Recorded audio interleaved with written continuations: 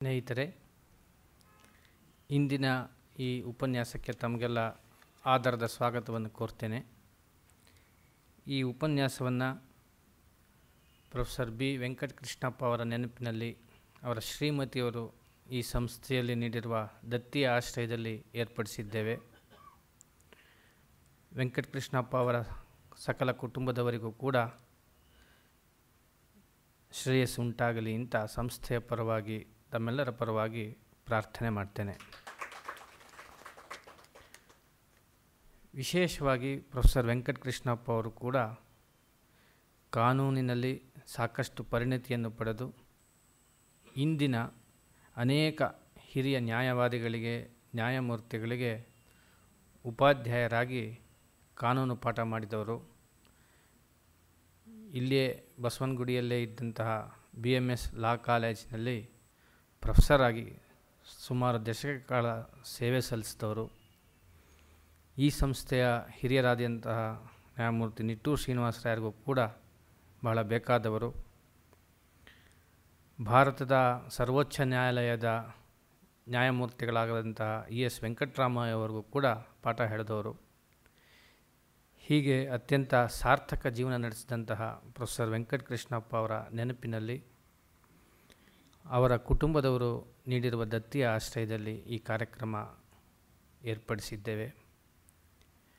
ಇಂತಹ ಸಜ್ಜನರನ್ನು ನೆನೆಸಿಕೊಳ್ಳುವುದು ನಮ್ಮೆಲ್ಲರ ಸುಕೃತ ಅಂತ ತಿಳಿತೇನೆ. ಇಂದಿನ ಉಪನ್ಯಾಸವನ್ನು ನೀಡಲು ಸಂಸ್ಥೆಯ ಕೋರಿಕೆಯನ್ನು ಸ್ವೀಕರಿಸಿ ಬಂದಿದ್ದಾರೆ ಪ್ರೊಫೆಸರ್ ನಾರಾಯಣಸ್ವಾಮಿ ಅವರು. ಈ ಸಂಸ್ಥೆಗೆ ಚಿರಪರಿಚಿತರೆ. ಈ ಹಿಂದೆ 2-3 ಅವಕಾಶಗಳಲ್ಲಿ ಕಾನೂನಿನ ಸರಳ ರೂಪವನ್ನು ನಮಗೆಲ್ಲರಿಗೂ ಮನಮುಟ್ಟುವ ರೀತಿಯಲ್ಲಿ ತಿಳಿಸಿಕೊಟ್ಟಿದ್ದಾರೆ. ಅವರಿಗೆ ಪ್ರೊಫೆಸರ್ ವೆಂಕಟಕೃಷ್ಣಪ್ಪ ಅವರ ಕುಟುಂಬದ ಪರವಾಗಿ, ಸಂಸ್ಥೆಯ ಪರವಾಗಿ, ತಮ್ಮೆಲ್ಲರ ಪರವಾಗಿ ಆದರದ ಸ್ವಾಗತವನ್ನು ಕೋರ್ತೇನೆ.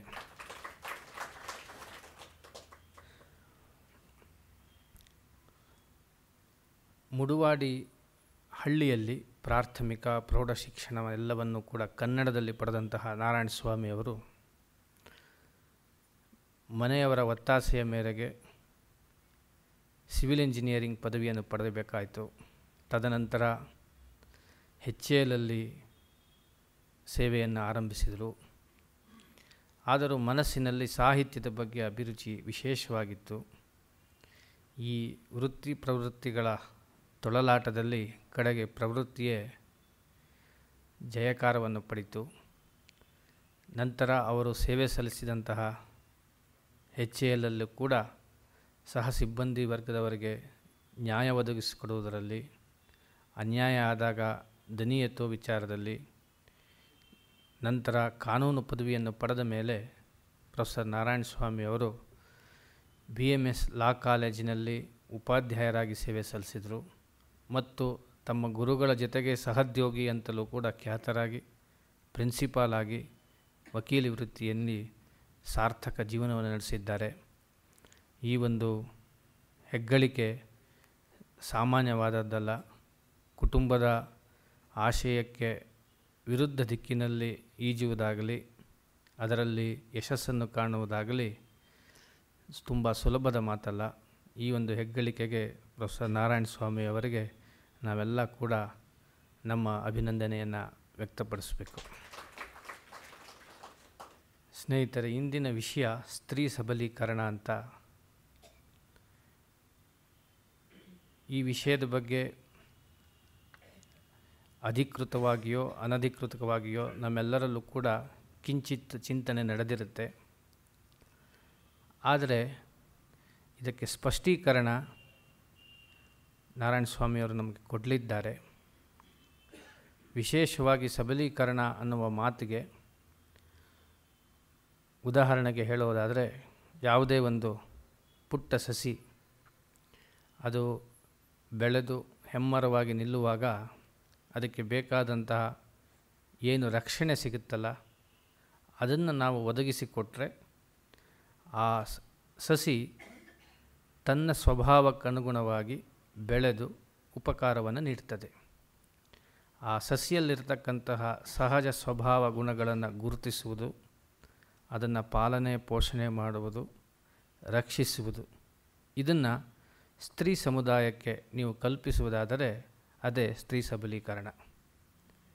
ಸ್ತ್ರೀಯಲ್ಲಿರತಕ್ಕಂತಹ ಪ್ರತಿಭೆಯನ್ನಾಗಲಿ ಜ್ಞಾನವನ್ನಾಗಲಿ ಮೊಟಕುಗೊಳಿಸದೆ ಅದಕ್ಕೆ ಅವಕಾಶ ಕೊಟ್ಟು ಅಧಿಕಾರಗಳನ್ನು ಹಂಚಿಕೊಂಡು ವಿಚಾರಗಳನ್ನು ಹಂಚಿಕೊಂಡು ಅವರ ಪ್ರತಿಭೆ ಸ್ವಭಾವಕ್ಕೆ ತಕ್ಕ ವಾತಾವರಣವನ್ನು ಕಲ್ಪಿಸಿ ಅವರು ಪುಟಿದೆದ್ದು ಬರುವುದಕ್ಕೆ, ಸಮಾಜ ನಿರ್ಮಾಣ ಮಾಡುವುದಕ್ಕೆ ಸಹಕಾರಿಯಾದರೆ ಬಹುಶಃ ಸ್ತ್ರೀ ಸಬಲೀಕರಣ ಮಾಡಿದಂತಾಗ್ತದೆ. ಈ ನಿಟ್ಟಿನಲ್ಲಿ ಈಗಾಗಲೇ ಪ್ರಜಾಪ್ರಭುತ್ವ ಬಂದ ಮೇಲೆ ನಮ್ಮ ದೇಶದಲ್ಲಿ commission of sati prevention act 1988 ಅಂತ ಮಾಡಿದ್ದಾರೆ. Prohibition of indecent representation of women act 1986 ಅಂತ ಮಾಡಿದ್ದಾರೆ. ದಿ ಡೌರಿ ಪ್ರಾಹಿಬಿಷನ್ ಆ್ಯಕ್ಟ್ ತಂದಿದ್ದಾರೆ. Protection of women from domestic violence act 2005 ಈ ಕಾನೂನು ಕೂಡ ತಂದಿದ್ದಾರೆ. ಬರೀ ಕಾನೂನಿನಿಂದ ಮಾತ್ರ ಸಬಲೀಕರಣ ಆಗಲ್ಲ, ಇಡೀ ಸಮಾಜ ಅದಕ್ಕೆ ಸಹಮತ ಕೊಡಬೇಕು, ಸ್ಪಂದಿಸಬೇಕು. ಆಗಲೇ ಮಾತ್ರ ನಿಜವಾದ ಅರ್ಥದಲ್ಲಿ ಸಬಲೀಕರಣ ಸಾಧ್ಯ. ಬನ್ನಿ ಇನ್ನೂ ಹೆಚ್ಚಿನ ಅಧಿಕೃತ ಮಾಹಿತಿಗಾಗಿ ಕೇಳೋಣ ಸ್ತ್ರೀ ಸಬಲೀಕರಣ ಪ್ರೊಫೆಸರ್ ವಿ ನಾರಾಯಣಸ್ವಾಮಿ ಅವರಿಂದ. ವೆಂಕಟಕೃಷ್ಣಪ್ಪನವರು ನನಗೆ ಗುರುಗಳು. ನಾವು ಮೊದಲು BL ಕ್ಲಾಸಿಗೆ ಸೇರಿದಾಗ ಫಸ್ಟ್ ಇಯರ್ನಲ್ಲಿ ರೋಮನ್ ಲಾ ಅಂತಿತ್ತು. ರೋಮನ್ ಲಾ ಇವಾಗ ನಾನ್ ಸ್ಯಾನ್ಸ್ಕ್ರಿಟ್ ಸ್ಟೂಡೆಂಟ್ಗೆ ಸ್ಯಾನ್ಸ್ಕ್ರಿಟ್ ಹೇಳ್ಕೊಡೋದು ಹೇಗಿರುತ್ತೆ ಅಷ್ಟು ಕಷ್ಟವಾಗಿತ್ತು ಎಲ್ಲರಿಗೂ, ಎಲ್ಲ ಮ್ಯಾಕ್ಸಿಮ್ಸು. ಇವರು ಮೊದಲೇ ಪರ್ಸನಾಲಿಟಿ, ಸಣ್ಣ ಕಡ್ಡಿ ಪೈಲ್ವಾನ್. ಹೇಳೋದು ಬೋರ್ಡಿನ ಮೇಲೆ ಒಂದೊಂದು ಮ್ಯಾಕ್ಸಿಮ್ ಬರಿತಾಯಿದ್ರೆ ನಾವು ಬರ್ಕೊಳ್ಳೋಕ್ಕೆ ತುಂಬ ಕಷ್ಟ ಆಗ್ತಿತ್ತು. ಅಷ್ಟು ಚೆನ್ನಾಗಿ ಅವ್ರನ್ನ ಏನು ಮಾಡ್ತಾಯಿದ್ವಿ, ನಾವು ಸ್ಟೂಡೆಂಟ್ಸ್ ಎಲ್ಲ ಮಿಸ್ಟರ್ ರೋಮನ್ ಅಂತ ಕರಿತಾಯಿದ್ವಿ, BVK ಅಂತ ಇರಲಿಲ್ಲ. ಯಾಕೆಂದರೆ ಮಿಸ್ಟರ್ ರೋಮನ್ ಅಂದರೆ ಪ್ರತಿಯೊಬ್ಬರಿಗೂ ಗೊತ್ತಾಗ್ಬಿಡೋದು. ಅದು ನಮ್ಮ ಪ್ರಿನ್ಸಿಪಾಲ್ ಆಗಿದ್ದರು ESV ಅವರು, ES ವೆಂಕಟರಾಮಯ್ಯನವರು, ಅವ್ರಿಗೂ ಗೊತ್ತಾಗೋಯ್ತು ನಾವು ಅವ್ರಿಗೆ ಬೇರೆ ನಿಕ್ ನೇಮ್ ಕೊಟ್ಟಿದ್ದೀವಿ. ಆಮೇಲೆ ಒಂದು ಸರ್ತಿ ಮೀಟಿಂಗಲ್ಲಿ ಹೇಳಿದ್ರು, ನೀವು ಸ್ಟೂಡೆಂಟ್ಸ್ ಎಲ್ಲ ಇವರಿಗೆ ಒಳ್ಳೆಯ ಹೆಸರು ಕೊಟ್ಟಿದ್ದೀರಿ ಅಂತ. ಅವರ ಮೆಮೊರಿ ಪವರ್ ಹೇಗಿತ್ತು ಅಂದರೆ ನಾವು ಊಹಿಸೋಕ್ಕಾಗಲ್ಲ. Computer may fail his memory but his memory would never fail. 1966 ನಾವು ಪಾಠ ಮಾಡೋವಾಗ ಇವರು 1954-53 AIR ಯಾವ judgment, PEPSU judgment, page number ಸೋನ್ಸು ಕ್ಲೀನಾಗಿ ಅಲ್ಲಿ ಬರೀತಾರೆ ಬೋರ್ಡಿನ ಮೇಲೆ. ನಾವು ಹುಡುಗರು ಎಷ್ಟೋ ಸರ್ತಿ ಗೊತ್ತಲ್ಲ ನಿಮಗೆ, ಆ ವಯಸ್ಸಿನ ಹುಡುಗರು ಸ್ವಲ್ಪ ಮಿಸ್ಚಿಯಸ್, ಇವ್ರು ಹೇಳಿರೋದು ಕರೆಕ್ಟಾ ಇಲ್ವಾ ಅಂತ ಟೆಸ್ಟ್ ಮಾಡೋದು ಬೇರೆ. ಆ ಓದಿದ್ದೀವಿ ನಾವು, ಓದ್ರೆ ಅದು ಕರೆಕ್ಟಾಗಿರುತ್ತೆ, ಪೇಜ್ ನಂಬರ್ ಎಲ್ಲ ತಪ್ಪಾಗಲಿಕ್ಕೆ ಸಾಧ್ಯನೇ ಇಲ್ಲ. ಆಮೇಲೆ ನನ್ನ ಅದೃಷ್ಟವಶಾತ್ ಅದೇ ಕಾಲೇಜಲ್ಲಿ ಲೆಕ್ಚರರ್ ಆಗಿ, ರೀಡರ್ ಆಗಿ ಎಲ್ಲ ನಮ್ಮದೆಲ್ಲ ಪಾರ್ಟ್ ಟೈಮ್ ಲಾಯರ್ಸ್ದು, part time teachers, full time lawyers. ಅಲ್ಲೇ ಪ್ರಿನ್ಸಿಪಾಲ್ ಆಗಬೇಕಾಯ್ತು. ಆವಾಗ ಇವರು ಡೈರೆಕ್ಟರ್ ಆಫ್ ಲೀಗಲ್ ಸ್ಟಡೀಸ್ ಆದರು. ಇವರು ಬೋರ್ಡಿನ ಮೇಲೆ ಯಥಾವತ್ತಾಗಿ ಬರೆಯೋರು. ಅವ್ರು ಹೇಳೋರು, ನೋಡಿ ಲಾಸ್ಟ್ ಟೈಮು ಈ ಕಾರ್ದರಲ್ಲಿ ಒಂದು ಸೈಟೇಷನ್ ಬರೆದಿದ್ದೆ, ಅದು ನೀವು ಹೇಳೋಕ್ಕಾಗತ್ತೆ ಅಂತ. ಯಾರಿಗೂ ಗೊತ್ತಿರುತ್ತೆ. ಅವ್ರು ಹೇಳೋರು, ತಿರ್ಗಿ ಅದೇ ಜಾಗದಲ್ಲಿ ಬರೆಯೋರು.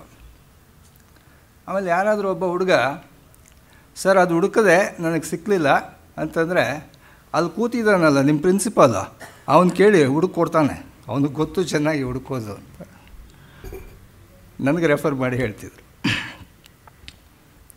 ಸ್ಟೂಡೆಂಟ್ಸ್ಗಳ ಬಗ್ಗೆ ಅವ್ರಿಗೆ ಸ್ಪೆಷಲ್ ಅಫೆಕ್ಷನ್. ಅವ್ರಿಗೆ ಅವರ ಮನೆ ಮಕ್ಕಳನ್ನು ಅಷ್ಟು ಚೆನ್ನಾಗಿ ನೋಡ್ಕೊತಾ ಇದ್ರು ಇಲ್ವೋ ಗೊತ್ತಿಲ್ಲ ನಮಗೆ. ಅಷ್ಟೊಂದು ಸ್ಟೂಡೆಂಟ್ಸ್ ಅಂದರೆ ಅಷ್ಟು ಅಂಟಿಸ್ಕೊಂಡ್ಬಿಟ್ರು. ಅಷ್ಟು ಸ್ಟೂಡೆಂಟ್ಗಳು ಕೂಡ ಅವ್ರಿಗೆ ಅಟ್ಯಾಚ್ಡು, ಅಷ್ಟೊಂದು ಚೆನ್ನಾಗಿತ್ತು. ಅದು ಆ ಕಾಲ.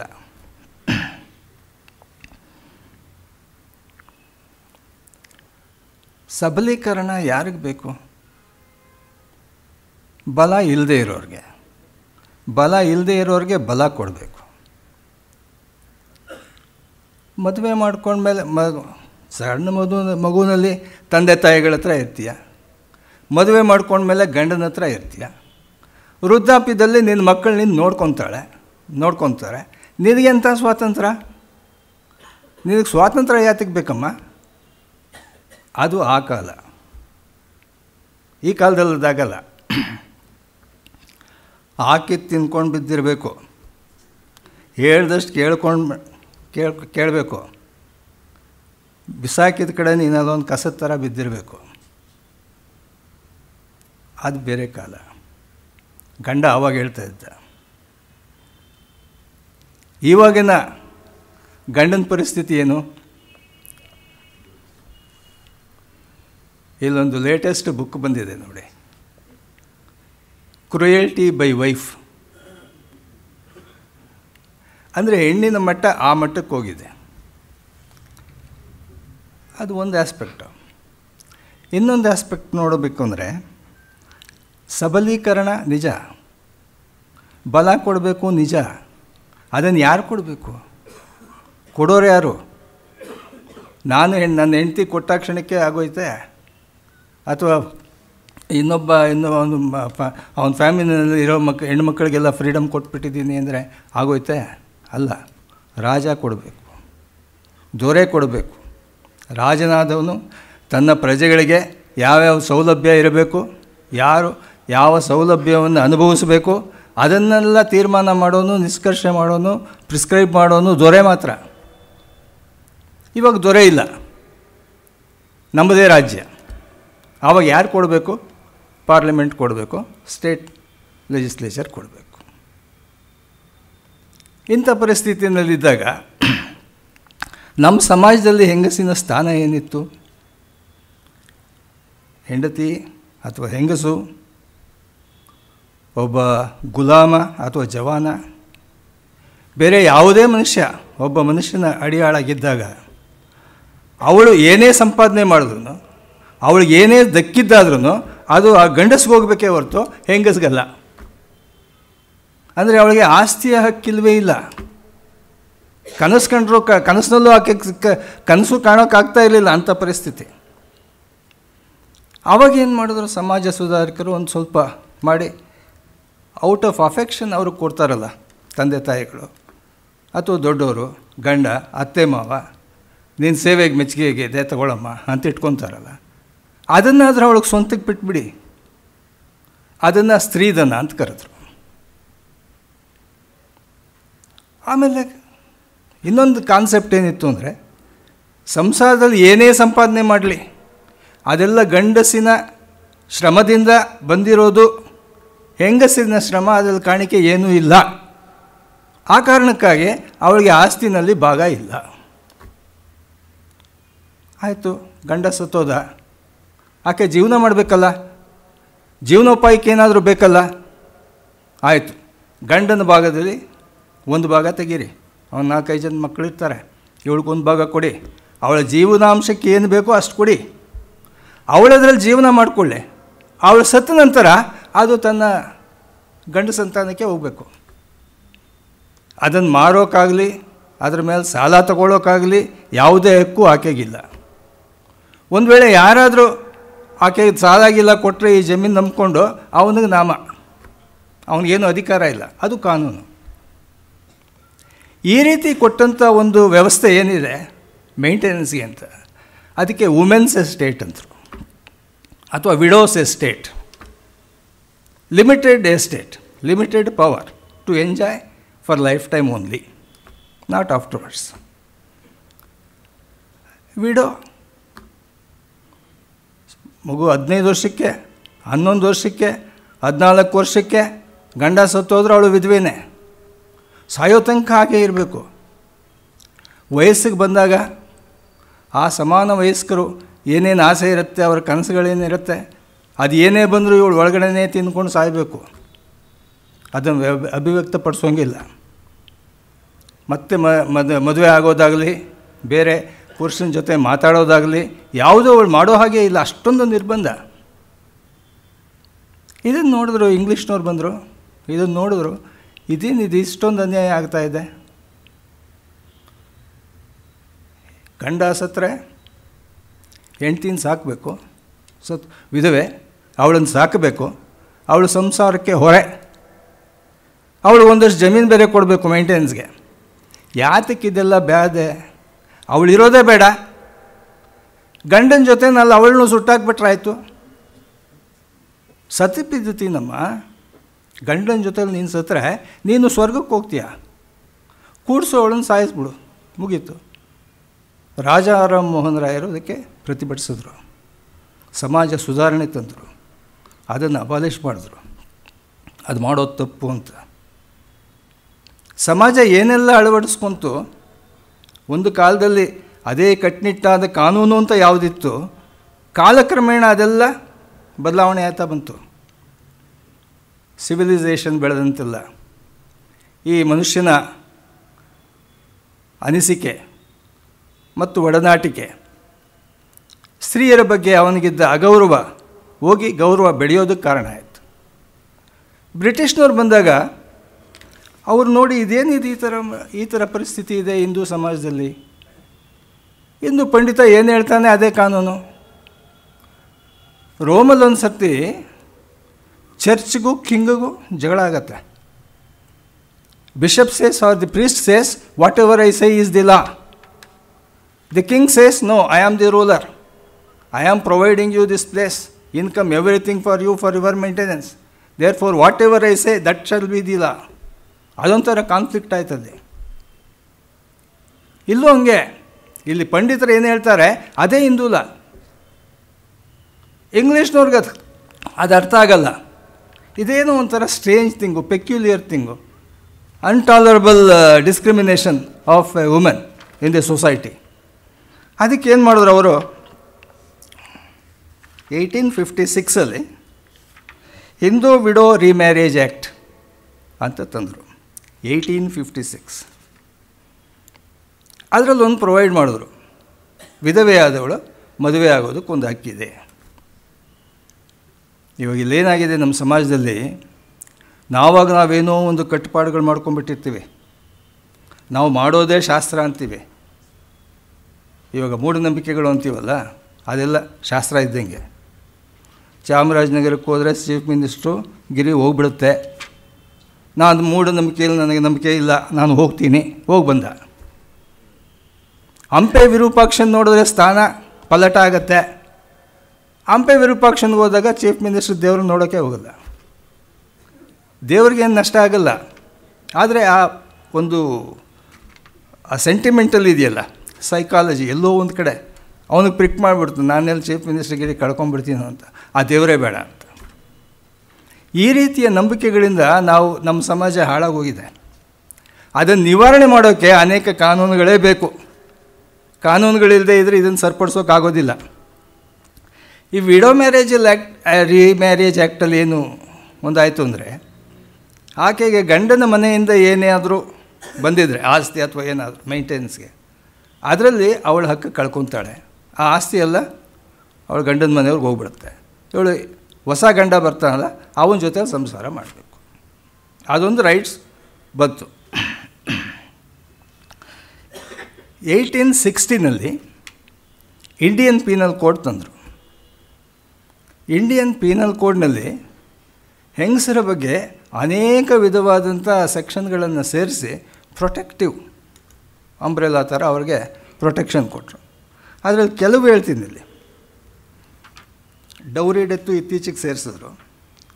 ಕಾಸಿಂಗ್ ಮಿಸ್ಕ್ಯಾರೇಜ್, ಅಬಾರ್ಷನ್ ಮಾಡಿಸೋದು, ಆಕೆಗೆ ಕನ್ಸೆಂಟ್ ಇಲ್ದಿರ ಅವಳಿಗೆ ಇಷ್ಟಕ್ಕೆ ವಿರುದ್ಧವಾಗಿ ಮಿಸ್ಕ್ಯಾರೇಜ್ ಮಾಡಿಸೋದು, ಅದೊಂದು ಅಫೆನ್ಸ್ ಮಾಡಿದ್ರು.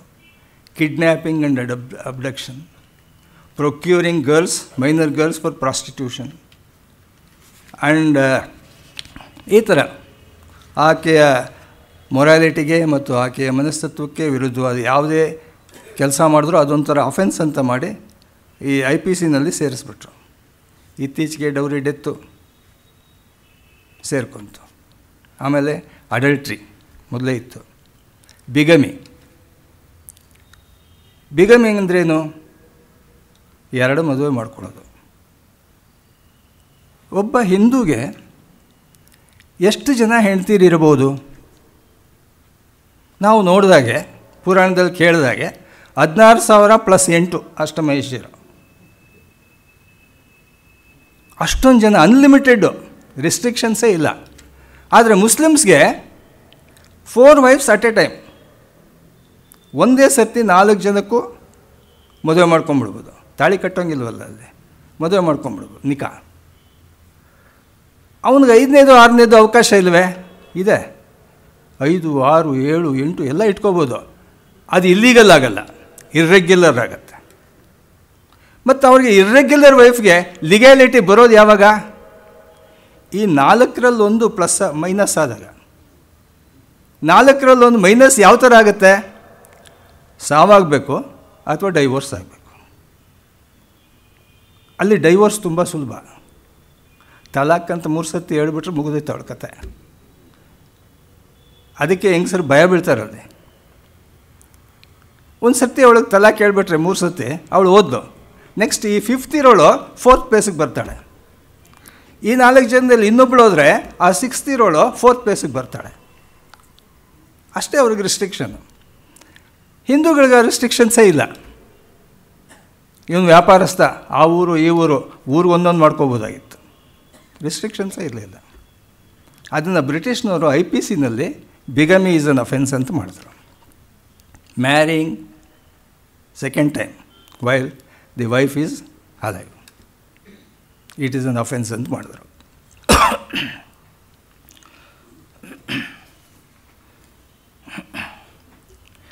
ಇತ್ತೀಚೆಗೆ ನಾವು ಜಾಸ್ತಿ ಕೇಳಿಬರ್ತಾ ಇರೋದು ರೇಪ್. ಸಣ್ಣ ಮಕ್ಕಳನ್ನು, ಕಂದಮ್ಮಗಳನ್ನು, ವಯಸ್ಸಾದವರನ್ನು, ಹುಡುಗಿಯರನ್ನ, ಕಾಲೇಜ್ ಹುಡುಗಿಯರನ್ನ, ಅಮ್ಮದಿಯರನ್ನ, ಅಜ್ಜಿದಿಯರನ್ನ. ವಯೋಮಿತಿನೇ ಇಲ್ಲ, ಆ ವಯಸ್ಸಿಗೆ ಮರ್ಯಾದೆನೂ ಇಲ್ಲ. ಆ ಕಾಮುಕರಿಗೆ ಅದೇನಾಗಿದೆಯೋ ಏನೋ ಗೊತ್ತಿಲ್ಲ. ಅದೇನೋ ಈ ದೇಶದಲ್ಲೇ ಹಂಗಾಗ್ತಾ ಇದೆಯೋ ಅಥವಾ ಬೇರೆ ದೇಶದಲ್ಲೂ ಹಂಗಾಗುತ್ತೋ ಗೊತ್ತಿಲ್ಲ. ಈ ದೇಶದಲ್ಲಿ ಮಾತ್ರ ಇದೊಂದು ಸ್ಪೆಷಾಲಿಟಿ. ಇದಕ್ಕೊಂದು ಸೆಕ್ಷನ್ ಇದೆ 375 IPCನಲ್ಲಿ. IPC defines what is rape. Rape ಮಾಡಬೇಕಾದ್ರೆ ಏನೇನು ಅಂತ ಒಂದೊಂದು ಇಂಗ್ರೀಡಿಯೆಂಟ್ಸ್ ಇರುತ್ತೆ.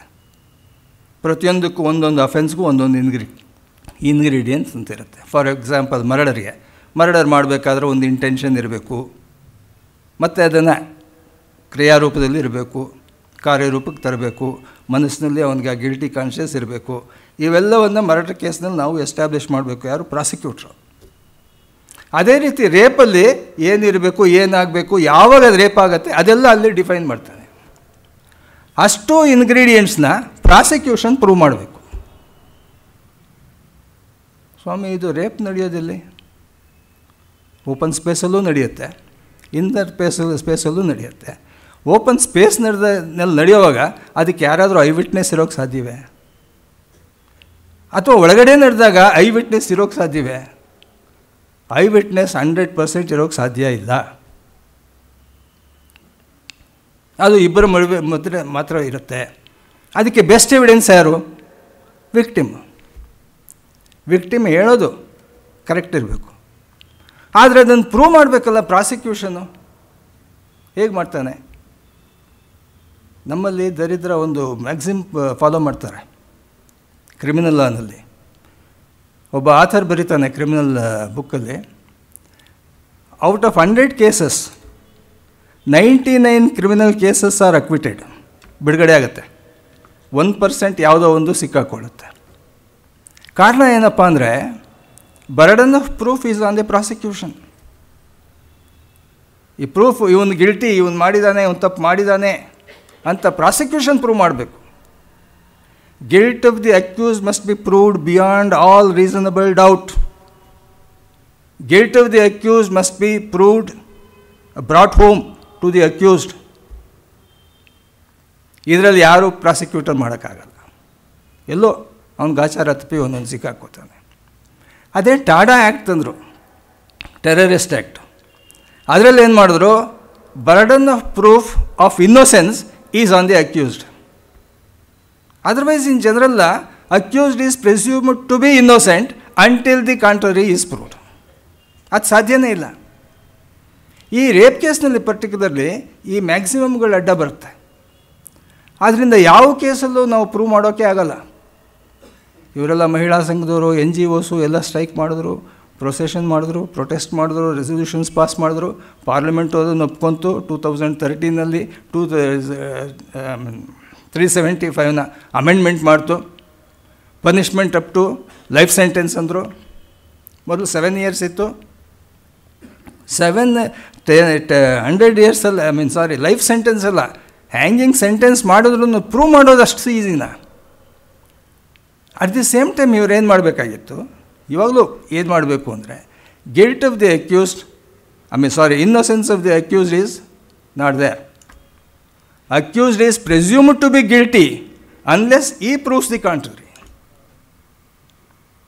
ಅಪರಾಧಿ ನಿಜವಾಗ್ಲೂ ಆರೋಪಿ, ಅವನು ನಿರಪರಾಧಿ ಅನ್ಬೇಕಾದ್ರೆ ಅವನ ನಿರಪರಾಧವನ್ನು ಅವನು ಪ್ರೂವ್ ಮಾಡಬೇಕು.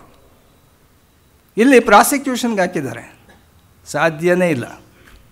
ನೀವೇನೇ ಕಾನೂನು ತಂದ್ರೂ ಈ ಪರ್ಟಿಕ್ಯುಲರ್ಲಿ ರೇಪ್ ಕೇಸ್ಗಳಲ್ಲಿ ಪ್ರೂವ್ ಮಾಡೋದು ತುಂಬ ಕಷ್ಟ.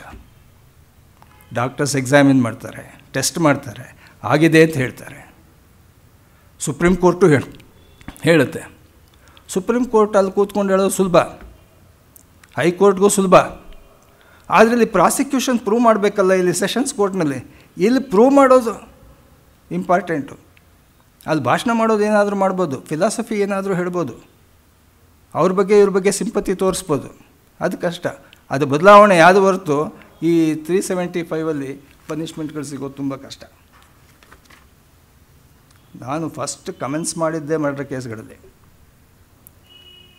ಡಿಫೆನ್ಸ್ ಲಾಯರ್ಗೆ ಏನಪ್ಪ ಕೆಲಸ ಅಂತಂದರೆ, ನಮಗೇನು ಕೆಲಸ ಇಲ್ಲ. ಪ್ರಾಸಿಕ್ಯೂಷನ್ ಏನು ಪ್ರೂವ್ ಮಾಡ್ತಾನೆ ಅದನ್ನು ಡಿಸ್ಪ್ರೂವ್ ಮಾಡೋದಷ್ಟೇ. ಡಿಸ್ಪ್ರೂವ್ ಮಾಡೋದು ಹೆಂಗೆ? ಅವನು ಪ್ರೂವ್ ಮಾಡಿದ್ರಲ್ವ. ಡಿಸ್ಪ್ರೂವ್ ಮಾಡೋದು ಯಾವಾಗ? ಅವ್ನು ಪ್ರೂವ್ ಮಾಡಿದಾಗ. ಆವಾಗ ನಾವು ಕ್ರಾಸ್ ಎಕ್ಸಾಮಿನೇಷನಲ್ಲಿ ಮಾಡ್ತೀವಿ ಉಲ್ಟಾ ಪಲ್ಟಾ ಹೊಡೆದು. ಎಲ್ಲೋ ಒಂದು ಕಡೆ ಅವ್ನು ತಂದುಬಿಡ್ತಾನೆ ಒಂದು ಮಿಸ್ಟೇಕು, ಅದಕ್ಕೆ ಡೌಟ್ ಅಂತೀವಿ. ಬೆನಿಫಿಟ್ ಆಫ್ ಡೌಟ್ ಅಂತಾರೆ. ಯಾವ ಕೇಸ್ನಲ್ಲಿ ಡೌಟ್ ಬರುತ್ತೆ, ಆ benefit of doubt must go in favour of the accused. A ಹೇಳ್ತಾನೆ ಅವನು ಚಾಕುನಲ್ಲಿ ಕೊಂದ ಸ್ವಾಮಿ, ಬಿ ಹೇಳ್ತಾನೆ ಇಲ್ಲ ಸ್ವಲ್ಪ ಚೂರಿ ಇದ್ದಂಗೆ ಇತ್ತು ಅಂತಾನೆ. ಸರಿ, ನಾವು ಆರ್ಗ್ಯೂ ಮಾಡ್ತೀವಿ, ನೋಡಿ ಸ್ವಾಮಿ ಅವ್ನು ಚಾಕು ಅಂತಾನೆ, ಅವ್ನು ಚೂರಿ ಅಂತಾನೆ, ಯಾವುದ್ರಲ್ಲಿ ಕೊಂದ? ಎರಡೂ ಸುಳ್ಳು. ಆದ್ದರಿಂದ doubt. So benefit of doubt ಇವನಿಗೆ ಹೋಗಬೇಕು, ಅವನ ಅಕ್ಯೂಸ್ಡ್ ರಿಲೀಸ್ಡ್. ಅಷ್ಟೇ ಕೆಲಸ. ಅಂದರೆ ಕಷ್ಟ. ಅಲ್ಲಿ ನಿಂತ್ಕೊಂಡು ಮಾಡಿದಾಗ ತುಂಬ ಕಷ್ಟ ಇದೆ, ಇಲ್ಲಿ ಹೇಳಿದಷ್ಟು ಸುಲಭ ಅಲ್ಲ. ಒಂದು ಮರ್ಡರ್ ಕೇಸ್ ಗೆಲ್ಲೋದು ಅಂದರೆ ಅಷ್ಟು ಸುಲಭ ಅಲ್ಲ.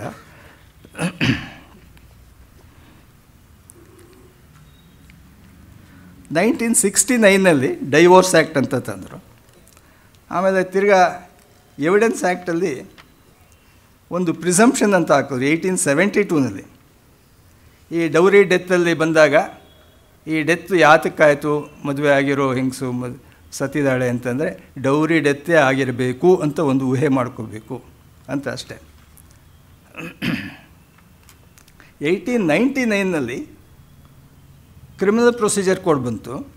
ಅದನ್ನು ಮತ್ತೆ 1973 ಬೇರೆ ಮಾಡಿದ್ರು. ಏನೇ ಬೇರೆ ಮಾಡಿದ್ರು ಅದೇ ಸೇಮ್ ಸೆಕ್ಷನ್ಗಳೇ, ಸೆಕ್ಷನ್ ನಂಬರ್ ಮಾತ್ರ ಚೇಂಜ್ ಅಷ್ಟೇ. ಆವಾಗ 125 ಇತ್ತು, ಇವಾಗ ಬೇರೆ ಇನ್ನೊಂದು ನಂಬರ್ ಆಗಿರುತ್ತೆ. ಅದರಲ್ಲಿ ಸ್ತ್ರೀಯರಿಗೊಂದು ಹಕ್ಕು ಕೊಟ್ಟರು. ಹೆಂಡತಿ, ಮಕ್ಕಳು, ತಂದೆ ತಾಯಿಗಳು ವರಮಾನ ಇಲ್ಲದೆ, ಸಂಪಾದನೆ ಮಾಡೋ ಕೆಪಾಸಿಟಿ ಇಲ್ಲದೆ, ಗಂಡನ ಮೇಲೆ ಅವಲಂಬಿಸಿರ್ತಕ್ಕಂಥವ್ರು, ಅವರು ಮೇಂಟೆನೆನ್ಸ್ಗೆ ಅರ್ಜಿ ಹಾಕ್ಕೋಬೋದು ಮ್ಯಾಜಿಸ್ಟ್ರೇಟ್ಗೆ. ಮ್ಯಾಜಿಸ್ಟ್ರೇಟ್ ಅದನ್ನು ವಿಚಾರಣೆ ಮಾಡಿ ಮೇಂಟೆನೆನ್ಸ್ ಇಷ್ಟು ಅಂತ ಕೊಡಬೇಕು ಅಂತ ಮಾಡಿದ್ರು. ಇತ್ತೀಚೆಗೆ ಸುಪ್ರೀಂ ಕೋರ್ಟ್ನವ್ರು ಹೇಳಿದ್ರು, ಈ must pay 50% of his salary to the wife and children as maintenance ಅಂತ. ಆ ಥರ ಅದು ಅಕಸ್ಮಾತ್ ಅವ್ನು ಕೊಡದೇ ಇದ್ದರೆ ಮ್ಯಾಜಿಸ್ಟ್ರೇಟಿಗೆ ಮತ್ತೆ ಅರ್ಜಿ ಹಾಕ್ಕೊಂಡ್ರೆ ಅವನು ಜೈಲಿಗೆ ಹೋಗ್ತಾನೆ. ಒಂಥರ compelling the 1908 code of civil procedure ಬಂತು. ಅದರಲ್ಲಿ ಕೆಲವರು ಸ್ತ್ರೀಯರನ್ನು ಗೋಶಾನಿಸಿನ್ ಅಂತೀವಿ, ಸುಲಭ ಪರ್ದಾ ಸಿಸ್ಟಮ್ ಅಂತೀವಿ, ಅಂಥವರು ಪಬ್ಲಿಕ್ಕಾಗಿ ಬರೋಕ್ಕೆ ಪದ್ಧತಿ, ಅವರ ಕಸ್ಟಮ್ಸ್ ಅಪ್ಪಣೆ ಕೊಡೋದಿಲ್ಲ. ಅಂಥ ಸ್ಥಿತಿನಲ್ಲಿ ಅವ್ರನ್ನ ಕೋರ್ಟ್ಗೆ ಬರಲೇಬೇಕು ಅಂತ ಬಲವಂತ ಮಾಡಬಾರ್ದು. ಆದರೆ ಕ್ರಿಮಿನಲ್ ಕೇಸ್ನಲ್ಲಿದ್ದಾಗ ಅವ್ರನ್ನ ಅರೆಸ್ಟ್ ಮಾಡೋಕ್ಕೆ ಮಾಡ್ಬೋದು. ಅರೆಸ್ಟ್ ಆಫ್ ಎ ವುಮನ್, ಯಾವಾಗ ಒಂದು ಹೆಣ್ಣನ್ನು ಅರೆಸ್ಟ್ ಮಾಡ್ಬೋದು ಪೊಲೀಸ್ನವರು ಯಾವುದೇ ಅಪರಾಧಕ್ಕಾದರೂ. ಅರೆಸ್ಟ್ ಮಾಡಿದ್ರೂ ಯಾರು ಮಾಡ್ಬೋದು? ಸಾಮಾನ್ಯವಾಗಿ ವುಮೆನ್ ಪೊಲೀಸ್ ಕಾನ್ಸ್ಟೇಬಲ್ನ ಜೊತೆಲಿ ಕರ್ಕೊಂಡು ಹೋಗಬೇಕು. ಅವನ್ನ ಕರ್ಕೊಂಡು ಬಂದು ಮಾಡಬೇಕು. ಅವನೇನೇ ಅರೆಸ್ಟ್ ಮಾಡಿದ್ರು before sunset, after Sunrise and before sunset ಮಾಡಬೇಕು. ಮಾಡಬೇಕಾದ್ರೆ ಕಾರಣ ಹೇಳಬೇಕು. ಬಟ್ ಕೆಲವಾರು ಅಫೆನ್ಸ್ಗಳಿರುತ್ತೆ, ಅದಕ್ಕೆ ಅವರು ಏನು ಕಾರಣನೂ ಹೇಳೋಕ್ಕಾಗಲ್ಲ. ಇವಾಗ ಮರ್ಡರ್ ಕೇಸ್ಗಳಂತೆ, ಡಬಲ್ ಮರ್ಡರು ಅಂಥ ಕೇಸ್ಗಳಲ್ಲಿ ಇವಾಗ ಗಂಡನ ಸಾಯಿಸಿರ್ತಾಳೆ, ಮಕ್ಕಳನ್ನೇ ಸಾಯಿಸಿರ್ತಾಳೆ, ಅಂಥ ಕೇಸ್ಗಳಲ್ಲಿ ಆ ಎಕ್ಸೆಪ್ಷನ್ಸ್ ಬರೋಲ್ಲ. ಈ ಥರ ಕಾನೂನುಗಳು ಒಂದರಿಂದ ಒಂದು ಇದು ಬ್ರಿಟಿಷರು ಬರೋದಕ್ಕೆ ಮೊದಲು ಇದ್ದಂಥ ಕಾನೂನುಗಳು. 1947 ಸ್ವಾತಂತ್ರ್ಯ ಬಂತು. 1950 ಕಾನ್ಸ್ಟಿಟ್ಯೂಷನ್ ಬಂತು. ಕಾನ್ಸ್ಟಿಟ್ಯೂಷನ್ನಲ್ಲಿ ಈಕ್ವಾಲಿಟಿ ಅಂತಂದರು, article 14. Everyone is equal before law. Article 13 ಹೇಳುತ್ತೆ, no discrimination shall be made between citizens on the ground of place of birth, sex, other colour etcetera, caste, colour etcetera. ಅಲ್ಲಿಗೆ sex disparity, gender disparity, ಅದನ್ನು ಅಲ್ಲಿ ಕಿತ್ತಾಕಿದ್ರು ಸ್ವಾತಂತ್ರ್ಯ ಬಂದ ಮೇಲೆ. ಅದೇ ರೀತಿ article 21, arrest ಮಾಡೋದಕ್ಕಾಗಲಿ ಏನಾದರೂ ಮಾಡೋಕ್ಕಾಗಲಿ, ರೈಟ್ ಟು ಲಿವ್.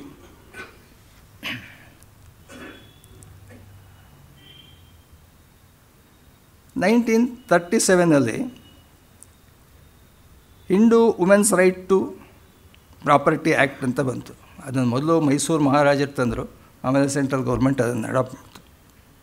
ಆವಾಗ ಅದರಲ್ಲಿ right, a women has a right to share the property, not to own the property. She can own. ಅವಳು ಮೊದಲು ಅದೇನಿತ್ತು, ಅವಳದ್ದು ಏನೇ ಪ್ರಾಪರ್ಟಿ ಇದ್ದರೂ ಅದು ಗಂಡನಿಗೆ ಸೇರಬೇಕು ಅಂತಿತ್ತು, ಗಂಡ ಇಲ್ಲದೆ ಇದ್ದರೆ ಮಾವನಿಗೆ, ಈ ಥರ ಇತ್ತು.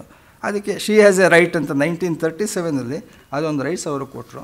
1937 ಇನ್ನೊಂದು ಆರ್ಯ ಮ್ಯಾರೇಜ್ ಆಯಿತು. ಇವಾಗ ಲವ್ ಮಾಡ್ಕೊಂಡು ಮದುವೆ ಮಾಡ್ಕೊತಾರೆ, ದೇವಸ್ಥಾನದಲ್ಲಿ ಹೋಗಿ ತಾಳಿ ಕಟ್ಬಿಡ್ತಾನೆ, ಪೂಜಾರಿ ಅಲ್ಲಿ ಶಾಸ್ತ್ರ ಹೇಳ್ತಾನೆ, ಟೇಪ್ ರೆಕಾರ್ಡಲ್ಲಿ ಗಟ್ಟಿ ಮೇಳ ಆಗೋಗ್ಬಿಡುತ್ತೆ. ಅದು ಯಾರು ರೆಕಗ್ನೈಸ್ ಮಾಡ್ತಾರೆ? ಸಿಮಿಲರ್ ಈಸ್ ಆರ್ಯ ಸಮಾಜ ಮ್ಯಾರೇಜ್, ಅದನ್ನು ಯಾರೂ ರೆಕಗ್ನೈಸ್ ಮಾಡಲಿಲ್ಲ. ಆವಾಗ ಅದಕ್ಕೆ ಆರ್ಯ ಮ್ಯಾರೇಜ್ ವ್ಯಾಲಿಡೇಷನ್ ಆ್ಯಕ್ಟ್ ಅಂತ 1937 ಅದನ್ನು ಇಂಟ್ರಡ್ಯೂಸ್ ಮಾಡಿದ್ರು. ಮುಸ್ಲಿಮ್ಸ್ ಕಾನೂನಲ್ಲಿ ಇವೆಲ್ಲ ನಾನು ಯಾಕೆ ರೆಫರ್ ಮಾಡ್ತಾಯಿದ್ದೀನಿ ಅಂದರೆ, ಇವೆಲ್ಲ ಆಸ್ಪೆಕ್ಟಲ್ಲೂ ಹೆಂಗಸಿಗೆ ಒಂದು ಸ್ಪೆಷಲ್ ಸ್ಟೇಟಸ್, ಇಂಪ್ರೂವ್ ಆಗ್ತಾ ಇರೋ ಒಂದು ಸ್ಟೇಟಸ್ಸನ್ನು ನಾವು ನೋಡ್ತೀವಿ. ಮೊದಲು ಎಷ್ಟು ಹೀನಾಯವಾಗಿದ್ಲು, ಇವಾಗ ಎಷ್ಟು ಉನ್ನತ ಸ್ಥಿತಿಗೆ ಬರ್ತಿದ್ದಾಳೆ, ಅದನ್ನು ಕಾನೂನಲ್ಲಿ ಸಿಗ್ತಾಯಿದೆ, ಆಕೆಗೆ ಸಿಕ್ಕಿದೆ ಅನ್ನೋದ್ರ ಬಗ್ಗೆ ಒಂದು ರೆಫರೆನ್ಸ್ ಅಷ್ಟೆ. ಮುಸ್ಲಿಂ ಮಹಿಳೆಗೆ ಅವಳ ಜೀವನ ತುಂಬ ಅತಂತ್ರ. ಯಾವ ಗಳಿಗೆಯಲ್ಲಿ ಗಂಡ 3 ಸತಿ ತಲಾಖ್ ಕೇಳಿಬಿಡ್ತಾನೋ ಅದೊಂದು ಭಯ. ಆದರೆ ಆ ಹಕ್ಕು ಗಂಡನಿಗೆ ಮಾತ್ರನೇ, ಹೆಂಡ್ತಿಗಿಲ್ಲ. ಮುಸ್ಲಿಂ ಹೆಂಡ್ತಿ ಡೈವರ್ಸ್ ಮಾಡ್ತೀನಿ ನನ್ನ ಗಂಡನ ಅಂತ ಹೇಳೋ ಧೈರ್ಯನೇ ಇಲ್ಲ ಆಕೆಗೆ. ಅದಕ್ಕೊಂದು ಪ್ರಾವಿಷನ್ ಮಾಡಿದ್ರು.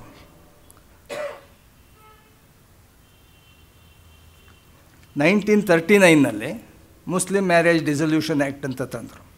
ಅದರಲ್ಲಿ ಆಕೆ ಕೆಲವಾರು ಸಂದರ್ಭಗಳಲ್ಲಿ ಗಂಡನ ಮೇಲೆ ಅರ್ಜಿ ಹಾಕಿ ಡೈವೋರ್ಸ್ ತೊಗೋಬೋದು.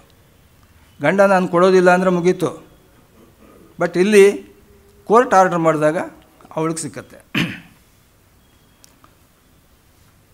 1948 ಫ್ಯಾಕ್ಟ್ರೀಸ್ ಆ್ಯಕ್ಟ್ ಬರುತ್ತೆ. ಫ್ಯಾಕ್ಟ್ರೀಸ್ ಆ್ಯಕ್ಟ್ ಬರುತ್ತೆ, ಎಂಪ್ಲಾಯೀಸ್ಗೆ ಏನೇನು ಫೆಸಿಲಿಟೀಸ್ ಕೊಡಬೇಕು ಅಂತ. ಅದರಲ್ಲಿ ವುಮೆನ್ ವರ್ಕರ್ಸ್ಗೆ separate rest room, separate creche, ಅಂದರೆ ಮಕ್ಕಳನ್ನು ನೋಡ್ಕೊಳ್ಳೋಕ್ಕೆ, ಮಕ್ಕಳನ್ನ ತಂದುಬಿಟ್ಟಾಗ ಆ ಮಕ್ಕಳನ್ನ ನೋಡ್ಕೊಳ್ಳೋಕ್ಕೆ ಅವ್ರಿಗೆ ಬಿಸ್ಕತ್ತು, ಹಾಲು, ಅದು ಇದು ಅದನ್ನು ಫ್ಯಾಕ್ಟ್ರಿನವ್ರು ಪ್ರೊವೈಡ್ ಮಾಡಬೇಕು. ಅದೇ ಥರ ಬೀಡಿ ವರ್ಕರ್ಸ್ ಅವ್ರಿಗೂ ಕೂಡ ಅಷ್ಟೇ. ಕೆಲವಾರು ನಿವಾರಣೆಗಳಾಯಿತು. ಆಮೇಲೆ ಕಾನ್ಸ್ಟಿಟ್ಯೂಷನ್ ಬಂದ ಮೇಲೆ ಆರ್ಟಿಕಲ್ 14 ಬಂತು.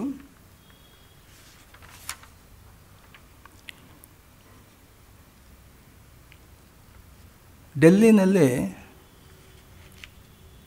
ನಿಮಗೆ ಡಿಗ್ರಿಗಳೆಲ್ಲ ಸಿಗುತ್ತೆ, ಯಾವ ಡಿಗ್ರಿ ಬೇಕಾದರೂ ಸಿಗುತ್ತೆ, ಕಷ್ಟ ಬಿದ್ದು ಓದಬೇಕಾತಿಲ್ಲ. ಇವಾಗಲೂ ಎಷ್ಟೋ ಕಡೆ ಸಿಗುತ್ತೆ, ಮಾರಾಟ ಮಾಡ್ತಾರೆ. ಒಬ್ಬ ಸರ್ದಾರ್ಜಿ ಕುದುರೆ ಮೇಲೆ ಬಂದ. ಕುದುರೆ ಮೇಲೆ ಹೋಗೋದು ಅವನಿಗೆ ಹವ್ಯಾಸ. ಕುದುರೆ ಮೇಲೆ ಹೋಗೋನು ಅಂದರೆ ಸ್ವಲ್ಪ ಅನುಕೂಲಸ್ಥ. ಡೆಲ್ಲಿಗೆ ಬಂದ, ನೋಡ್ದ, ಡಿಗ್ರೀಸ್ ಆರ್ ಫಾರ್ ಸೇಲ್ ಅಂತ ಆಗ್ತದೆ. ಏನೋ ಹೋದ, ಒಳಗಡೆ ಹೋದ. ಒಬ್ಬ ಯಜಮಾನ ಕೂತಿದ್ದ. I want a degree. ಯಾವುದು ಬೇಕು? ಬಿ ಎನಾ, ಬಿ ಎಸ್ ಸಿನ, ಬಿ ಕಾಮ, ಎಮ್ ಎನಾ, ಎಮ್ ಎಸ್ ಸಿನ, ಎಮ್ ಕಾಮ್? ನನಗೆ ಎಮ್ ಎನೇ ಕೊಡಿ. ಆಗಲ್ಲ, ಬೇಸಿಕ್ ಡಿಗ್ರಿ ಆಗಬೇಕು, ಆಮೇಲೆ ಮಾಸ್ಟರ್ ಡಿಗ್ರಿ ತೊಗೋಬೋದು. ಸರಿ, ಬೇಸಿಕ್ ಡಿಗ್ರಿಗೆ ಎಷ್ಟು? ಬಿ ಎಗೆ ಎಷ್ಟು, ಬಿ ಎಸ್ ಸಿಗೆ ಎಷ್ಟು, ಬಿ ಕಾಮ್ಗೆ ಎಷ್ಟು? ಸರಿ, ಯಾವುದೋ ಒಂದು ಡಿಗ್ರಿ ಕೊಂಡ್ಕೊಂಡ. ಅವರು ಒಂದು ಸರ್ಟಿಫಿಕೇಟು, ಒಂದು ದಾರ, ಒಂದು ತಲೆ ಕುತ್ತಿಗೆಗೆ ಹಾಕಿದ್ರು. ಹಾಕ್ಕೊಂಡು ಕುದುರೆ ಮೇಲೆ ಹೋಗ್ತಾಯಿದ್ದ. ಕುದುರೆ ಸ್ವಲ್ಪ ಕೆನೀತು. ಆವಾಗ ಇದು ಕುದುರೆ ಕಡೆ ಗಮನ ಬಂತು. ಎಷ್ಟು ವರ್ಷದಿಂದ ಈ ಸೇವೆ ಮಾಡ್ತಾಯಿದ್ದೆ ಕುದುರೆ, ಎಷ್ಟು ನಿಷ್ಠಾವಂತ ಕುದುರೆ. ಒಂದು ದಿವಸನೂ ಒಂದು ತೊಂದರೆ ಕೊಡಲಿಲ್ಲ ನನಗೆ. ಕರ್ಕೊಂಡು ಹೋದ ಕಡೆ ಎಲ್ಲ ಹೋದ ಕಡೆ ಎಲ್ಲ ಹೋಗ್ತಾ ಇರುತ್ತೆ. ಸರಾಗುವಾಗ ಸವಾರಿ. ಇದಕ್ಕೂ ಒಂದು ಡಿಗ್ರಿ ಕೊಟ್ಟರೆ ಎಷ್ಟು ಚೆನ್ನಾಗಿರುತ್ತೆ. ಅವನ ಯೋಚನೆ ಚೆನ್ನಾಗಿದೆ. ಸರ್ದಾರ್ಜಿ ಏನು ಅಷ್ಟು ಸುಲಭವಾಗಿ ದಡ್ಡ ಅಲ್ಲ ಅವನು. ಕುದುರೆಗೂ ಒಂದು ಡಿಗ್ರಿ ಬೇಕು. ಸರಿ, ವಾಪಸ್ ಬಂದ. ಆ ಮುದುಕ ಕೇಳ್ದ, just now you purchase a degree, why do you want, what do you want, what more you want? No sir, I want a degree for my horse. You bloody fool, you must know that degrees are sold only to asses, not to horses.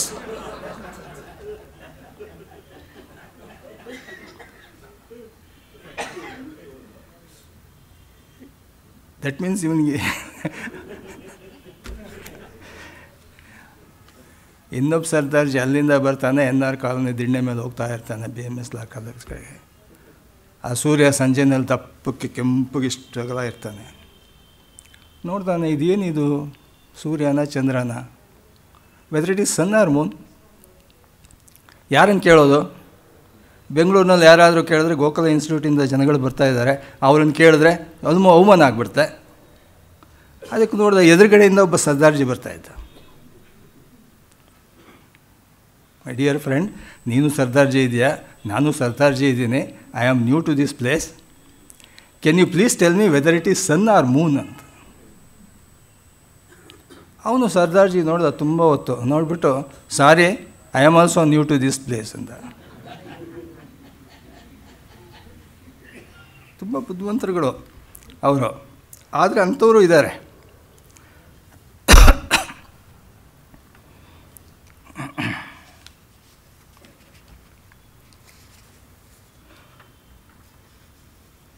Empowerment of woman ಹೇಗೆ ಸಾಧ್ಯ? ಅದ್ರ ಬಗ್ಗೆ ತುಂಬ ಚರ್ಚೆ ಆಗಿದೆ.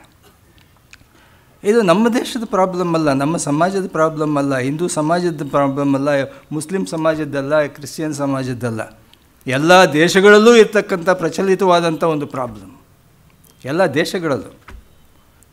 United ನೇಷನ್ಸ್ನಲ್ಲಿ ಇರ್ತಕ್ಕಂಥ 126-150 ದೇಶಗಳಲ್ಲೆಲ್ಲ ಇರ್ತಕ್ಕಂಥ problem. ಅದಕ್ಕೆ ಎಲ್ಲರೂ ಸೇರಿ ಒಂದು ರೆಸಲ್ಯೂಷನ್ ಮಾಡಿದ್ರು UN ಅಸೆಂಬ್ಲಿನಲ್ಲಿ. UN ವಿಮೆನ್ ಅಂತಲೇ ಮಾಡಿದ್ರು. ಅದು ಒಂದು ವಿಂಗ್ ಮಾಡಿದ್ರು.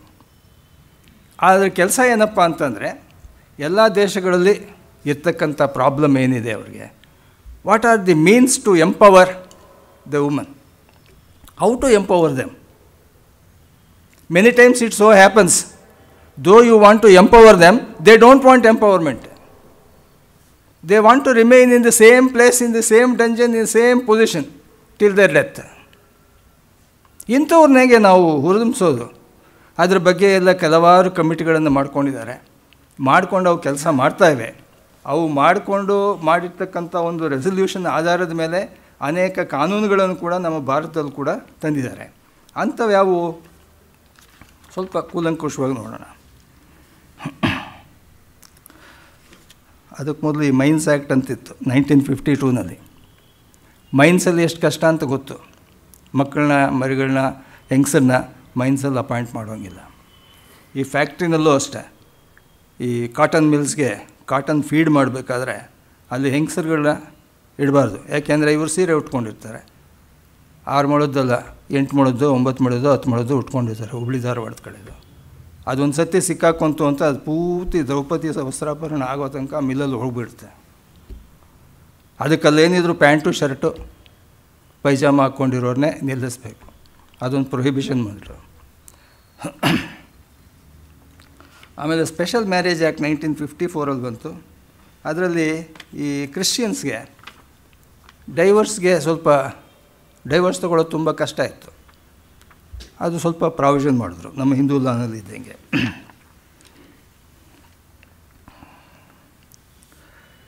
ಕೆಲವರು ಈ ಮಕ್ಕಳದು ಹಾಸ್ಟೆಲ್ಗಳು, ಲೇಡೀಸ್ ಹಾಸ್ಟೆಲು ಇದನ್ನೆಲ್ಲ ಇಟ್ಕೊಂಡಿರ್ತಾರೆ. ಅದಕ್ಕೆ ಲೈಸೆನ್ಸ್ ತಗೋಬೇಕು. ಅದಕ್ಕೆ women and children institutions license act 1956, Hindu succession act 1956.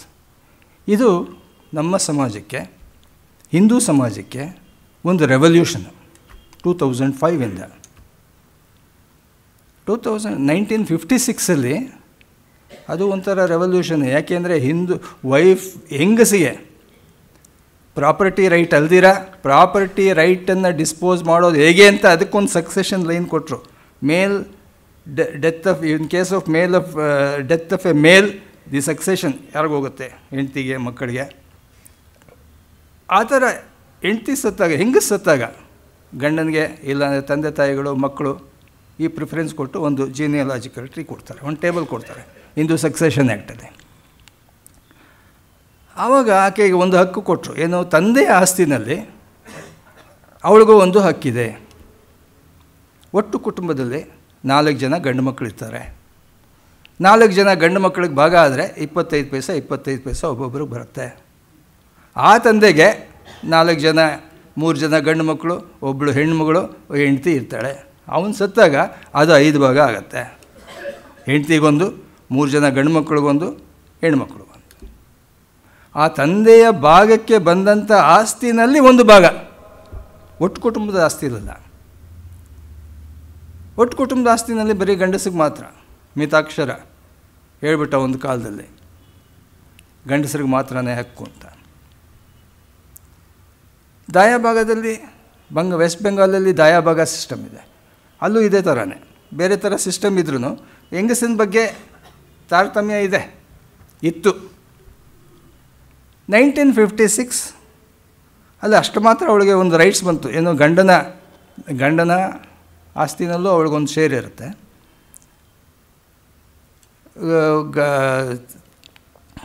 ಮಗಳಾದವಳಿಗೆ ತಂದೆ ಆಸ್ತಿನಲ್ಲೂ ಒಂದು ಶೇರ್ ಇರುತ್ತೆ. 2005 ಸುಪ್ರೀಂ ಕೋರ್ಟ್ ಯಾವುದೋ ಒಂದು ಜಡ್ಜ್ಮೆಂಟಲ್ಲಿ ಹೇಳ್ತು. ಅದನ್ನು ಅನುಸರಿಸಿ ಅಮೆಂಡ್ಮೆಂಟ್ ತಂದರು. Section 6, devolution of interest in coparcenary property. Coparcenary ಅಂದರೆ ಜಾಯಿಂಟ್ ಫ್ಯಾಮಿಲಿ ಪ್ರಾಪರ್ಟಿ. ಕೋಪಾರ್ಸನರ್ ಅಂದರೆ ಜಾಯಿಂಟ್ ಫ್ಯಾಮಿಲಿ ಮೆಂಬರ್ಸ್ಗೆಲ್ಲ ಸೇರಿಸಿ ಕೋಪಾರ್ಸನರ್ ಅಂತ ಕಾನೂನಲ್ಲಿ ಹೇಳ್ತೀವಿ. ಇದು ಏನಪ್ಪ ಅಮೆಂಡ್ಮೆಂಟ್ ಅಂದರೆ, the daughter is entitled to a share by birth in the ancestral property, not only in father's property, in ancestral property. ಇವಾಗ ಒಂದು ಕುಟುಂಬ 4 ಜನ ಗಂಡು ಮಕ್ಕಳಿದ್ದಾರೆ, 4 ಜನ ಹೆಣ್ಣುಮಕ್ಕಳಿದ್ದಾರೆ ಅಂತಂದರೆ ಮೊದಲು 4 ಭಾಗ ಆಗ್ತಾಯಿತ್ತು, ಇವಾಗ 8 ಭಾಗ ಆಗಲೇಬೇಕು. 8 ಭಾಗ ಆಗಲೇಬೇಕು. ಕೊಡಲಿಲ್ಲ ಅಂದರೆ ಆಕೆ ಪಾರ್ಟಿಷನ್ ಸೂಟ್ ಹಾಕ್ಬೋದು, ಸೂಟ್ ಹಾಕಿದ್ರೆ ಅವಳಿಗೆ ಬಂದೇ ಬರುತ್ತೆ. 2005ಇಂದ 2013ವರೆಗೂ ಎಲ್ಲೂ ಕಾಣದಂಥ, ಎಂದೂ ಕೇಳದೇ ಇರತಕ್ಕಂಥ ಪಾರ್ಟಿಷನ್ ಸೂಟ್ಗಳು ನಮ್ಮ ದೇಶದಲ್ಲಿ ಎಲ್ಲ ಕಡೆಯೂ ಫೈಲ್ ಮಾಡಿದ್ದಾರೆ. ಹೆಂಗಸರುಗಳು, ಲೇಡೀಸ್, ಮಹಿಳೆಯರು, ನನಗೂ ಒಂದು ಭಾಗ ಬೇಕು. ನಮ್ಮ ಅಣ್ಣ ತಮ್ಮದಿರು ಭಾಗ ಮಾಡಿಕೊಂಡು ಅವರು ಅದನ್ನು ಅವ್ರ ಭಾಗ ಅವ್ರು ಎಂಜಾಯ್ ಮಾಡ್ತಾಯಿದ್ದಾರೆ. ಕೋಟಿಗಳಿಗಟ್ಟಲೆ ಪ್ರಾಪರ್ಟಿ ವರ್ತಿದೆ. ನಮಗೆ ಗೌರಿ ಹಬ್ಬಕ್ಕೆ ಕರೆದು ಒಂದು ಅರಿಶಿನ ಕುಂಕುಮಲ್ಲಿ ಒಂದು ಸೀರೆ ಕೊಡೋ ಯೋಗ್ಯತೆ ಇಲ್ಲ ನಮ್ಮ ಅಣ್ಣದಿರಿಗೆ. ಕೋಟ್ಯಾಧೀಶ್ವರಿ ಇವತ್ತು ಕಾರ್ ಮೇಲೆ ಕಾರ್ಗಳು ಇಟ್ಕೊಂಡು ಓಡಾಡ್ತಾ ಇದ್ದಾರೆ. ಅವ್ರ್ಯಾಕೆ ಅಷ್ಟೊಂದು ಎಂಜಾಯ್ ಮಾಡಬೇಕು? ನಾವು ಕಷ್ಟದಲ್ಲಿದ್ದೀವಿ, ಕೊಡಿ ಅಂದರೆ ಕೊಡೋದಿಲ್ಲ. ನಿನಗೇನು ಕೊಡೋದು, ನಾವೆಲ್ಲ ಖರ್ಚು ಮಾಡಿ ಮದುವೆ ಮಾಡಿದ್ದೀವಿ ಅಂತಾರೆ. ಸರಿ, ಕೇಸ್ ಹಾಕು ಪಾರ್ಟಿಷನ್ಗೆ. ಎಷ್ಟೋ ಕೇಸ್ಗಳಲ್ಲಿ ಅವ್ರು ಗೆದ್ದಿದ್ದಾರೆ, ಗೆಲ್ತಾರೆ ಕೂಡ. ಅದು ಬಂದಿದ್ದು ಎಷ್ಟೊಂದು ಅಂದರೆ, ಒಂದು ಇದಕ್ಕೆ ಇಂಥ ವರ ಯಾವ ದೇವರು ಕೂಡ ಕೊಡೋಕ್ಕಾಗಲ್ಲ. ಅದನ್ನು ಸುಪ್ರೀಂ ಕೋರ್ಟ್ ಕೊಡ್ತು. ಅದನ್ನು ಪಾರ್ಲಿಮೆಂಟ್ನವ್ರು ಫಾಲೋ ಮಾಡಿ ಅದನ್ನು ಕಾರ್ಯರೂಪಕ್ಕೆ ತಂದಿದೆ. ಈ ರೆವಲ್ಯೂಷನ್ ನಾವು ಕಂಪೇರ್ ಮಾಡಿದಾಗ ಯಾವಾಗ ನೀನು ಹಾಕಿ ತಿಂದ್ಕೊಂಡಿರಬೇಕು, ಹೇಳ್ದಂಗೆ ಕೇಳಬೇಕು, ನಿನಗೆ ಆದ ಒಂದು ಸ್ವಾತಂತ್ರ್ಯ ಇಲ್ಲ ಅನ್ನೋ ಕಾಲಕ್ಕೂ, ಹೆಂಗಸಿನ ಸಂಪಾದನೆ ಅಥವಾ ಅವಳ ಆಸ್ತಿ ಏನಿದ್ರು ಗಂಡನಿಗೆ ಸೇರಬೇಕು ಅನ್ನೋ ಕಾಲಕ್ಕೂ, ಇವಾಗ 2005 ಅವಳ ಆಸ್ತಿ ಹಕ್ಕಿನ ಬಗ್ಗೆ ಯೋಚನೆ ಮಾಡಿದಾಗ ಅವಳು ಎಂಪವರ್ಮೆಂಟ್ ಆಗಿದೆಯಾ ಇಲ್ವಾ? ಬಿಯಾಂಡ್ ಎಕ್ಸ್ಪೆಕ್ಟೇಷನ್ ಎಂಪವರ್ಮೆಂಟ್ ಇಂಡಿಯಾದಲ್ಲಾಗಿದೆ, ಬೇರೆ ದೇಶಗಳಲ್ಲಾಗಿಲ್ಲ.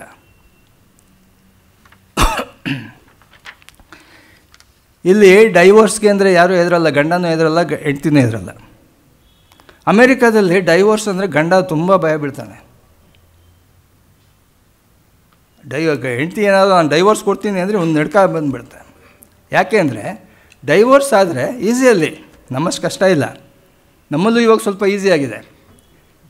ಗಂಡನ ಹೆಸರಿನಲ್ಲಿ ಏನೇನಿದೆ ಎಲ್ಲ 50% ಹೆಂಡ್ತಿಗೆ ಹೋಗಬೇಕು. ಇವಾಗ ₹100 ಇದೆ ಗಂಡನ ಅಕೌಂಟಲ್ಲಿ.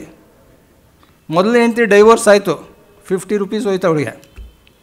ಎರಡನೇ ಹೆಂಡ್ತಿ ಡೈವೋರ್ಸ್ ಆಯಿತು, ₹25 ಹೋಯ್ತು. ಮೂರನೇ ಹೆಂಡ್ತಿ ಡೈವೋರ್ಸ್ ಆಯಿತು, ₹12 ಹೋಯ್ತು. ನಾಲ್ಕನೇ ಹೆಂಡ್ತಿ ಯಾರೂ ಬರೋದೇ ಇಲ್ಲ, ಯಾಕೆಂದರೆ ಇವನ ಹತ್ರ ಇರೋದೇ ಸಾಡ್ತೀನ. ಹಾಗಾಗಿ ಡೈವೋರ್ಸ್, ಜಾಸ್ತಿ ನಂಬರ್ ಆಫ್ ಡೈವೋರ್ಸ್ ಅಂದರೆ ಈಸ್ ಲೀಡಿಂಗ್ ಟುವರ್ಡ್ಸ್ ಪಾಪರಿಸಮ್. ನಮ್ಮಲ್ಲಿ ಆ ಥರ ಭಯ ಇಲ್ಲ, ಅದಕ್ಕೋಸ್ಕರ ಡೈವೋರ್ಸ್ ಪಿಟಿಷನ್ಸ್ ಜಾಸ್ತಿ ಇವೆ ಇವಾಗ ನಮ್ಮ ಮಹಿಳೆಯರು ಎಷ್ಟು ಅದೃಷ್ಟವಂತರು ನೋಡಿ. ಆಕೆ ಆಸ್ತಿ ಹಕ್ಕಿನ ಬಗ್ಗೆ ಮಾತಾಡೋದಾದರೆ, ಆ್ಯನ್ಸೆಸ್ಟ್ರಲ್ ಜಾಯಿಂಟ್ ಫ್ಯಾಮಿಲಿ ಪ್ರಾಪರ್ಟಿನಲ್ಲೂ ಒಂದು ಶೇರ್ ಬರುತ್ತೆ, ನಂಬರ್ 1. ತಂದೆ ಪ್ರಾಪರ್ಟಿನಲ್ಲೂ ಒಂದು ಶೇರ್ ಬರುತ್ತೆ, ನಂಬರ್ 2. ಮದರ್ಸ್ ಪ್ರಾಪರ್ಟಿನಲ್ಲೂ ಒಂದು ಶೇರ್ ಬರುತ್ತೆ, ನಂಬರ್ 3. ಮಗನ ಪ್ರಾಪರ್ಟಿನಲ್ಲೂ ಒಂದು ಶೇರ್ ಬರುತ್ತೆ, 4. ಮಗಳ ಪ್ರಾಪರ್ಟಿನಲ್ಲೂ ಒಂದು ಶೇರ್ ಬರುತ್ತೆ, 5. ಯಾರಿಗುಂಟು ಯಾರಿಗಿಲ್ಲ. ಇವ್ರಿಗೆ ಇನ್ನೂ ಎಂಪವರ್ಮೆಂಟ್ ಬೇಕೇ? ಬೇಕು. ಅದು ತಮಾಷೆಗೆ ಹೇಳೋದಾದರೆ ನಿಜವಾಗ್ಲೂ ರಿಯಲ್ ಲೈಫಲ್ಲಿ ಬೇಕು. ಎಷ್ಟು ಜನ ಹೆಣ್ಣುಮಕ್ಳು ಇವತ್ತು ಫ್ರೀಯಾಗಿದ್ದಾರೆ, ಎಷ್ಟು ಜನ ಹೆಣ್ಣುಮಕ್ಕಳು ಅತ್ತೆ ಮಾವಂದಿರ ಜೊತೆಯಲ್ಲಿ ಸ್ವಂತ ಮಗಳ ಥರ ಇರೋಕ್ಕೆ ಸಾಧ್ಯ? ಎಷ್ಟು ಜನ ಅತ್ತೆದಿರು ಸೊಸೆನ ತನ್ನ ಸ್ವಂತ ಮಗಳ ಥರ ನೋಡ್ಕೊಳ್ಳೋಕೆ ಸಾಧ್ಯ? ಇಂಪಾಸಿಬಲ್.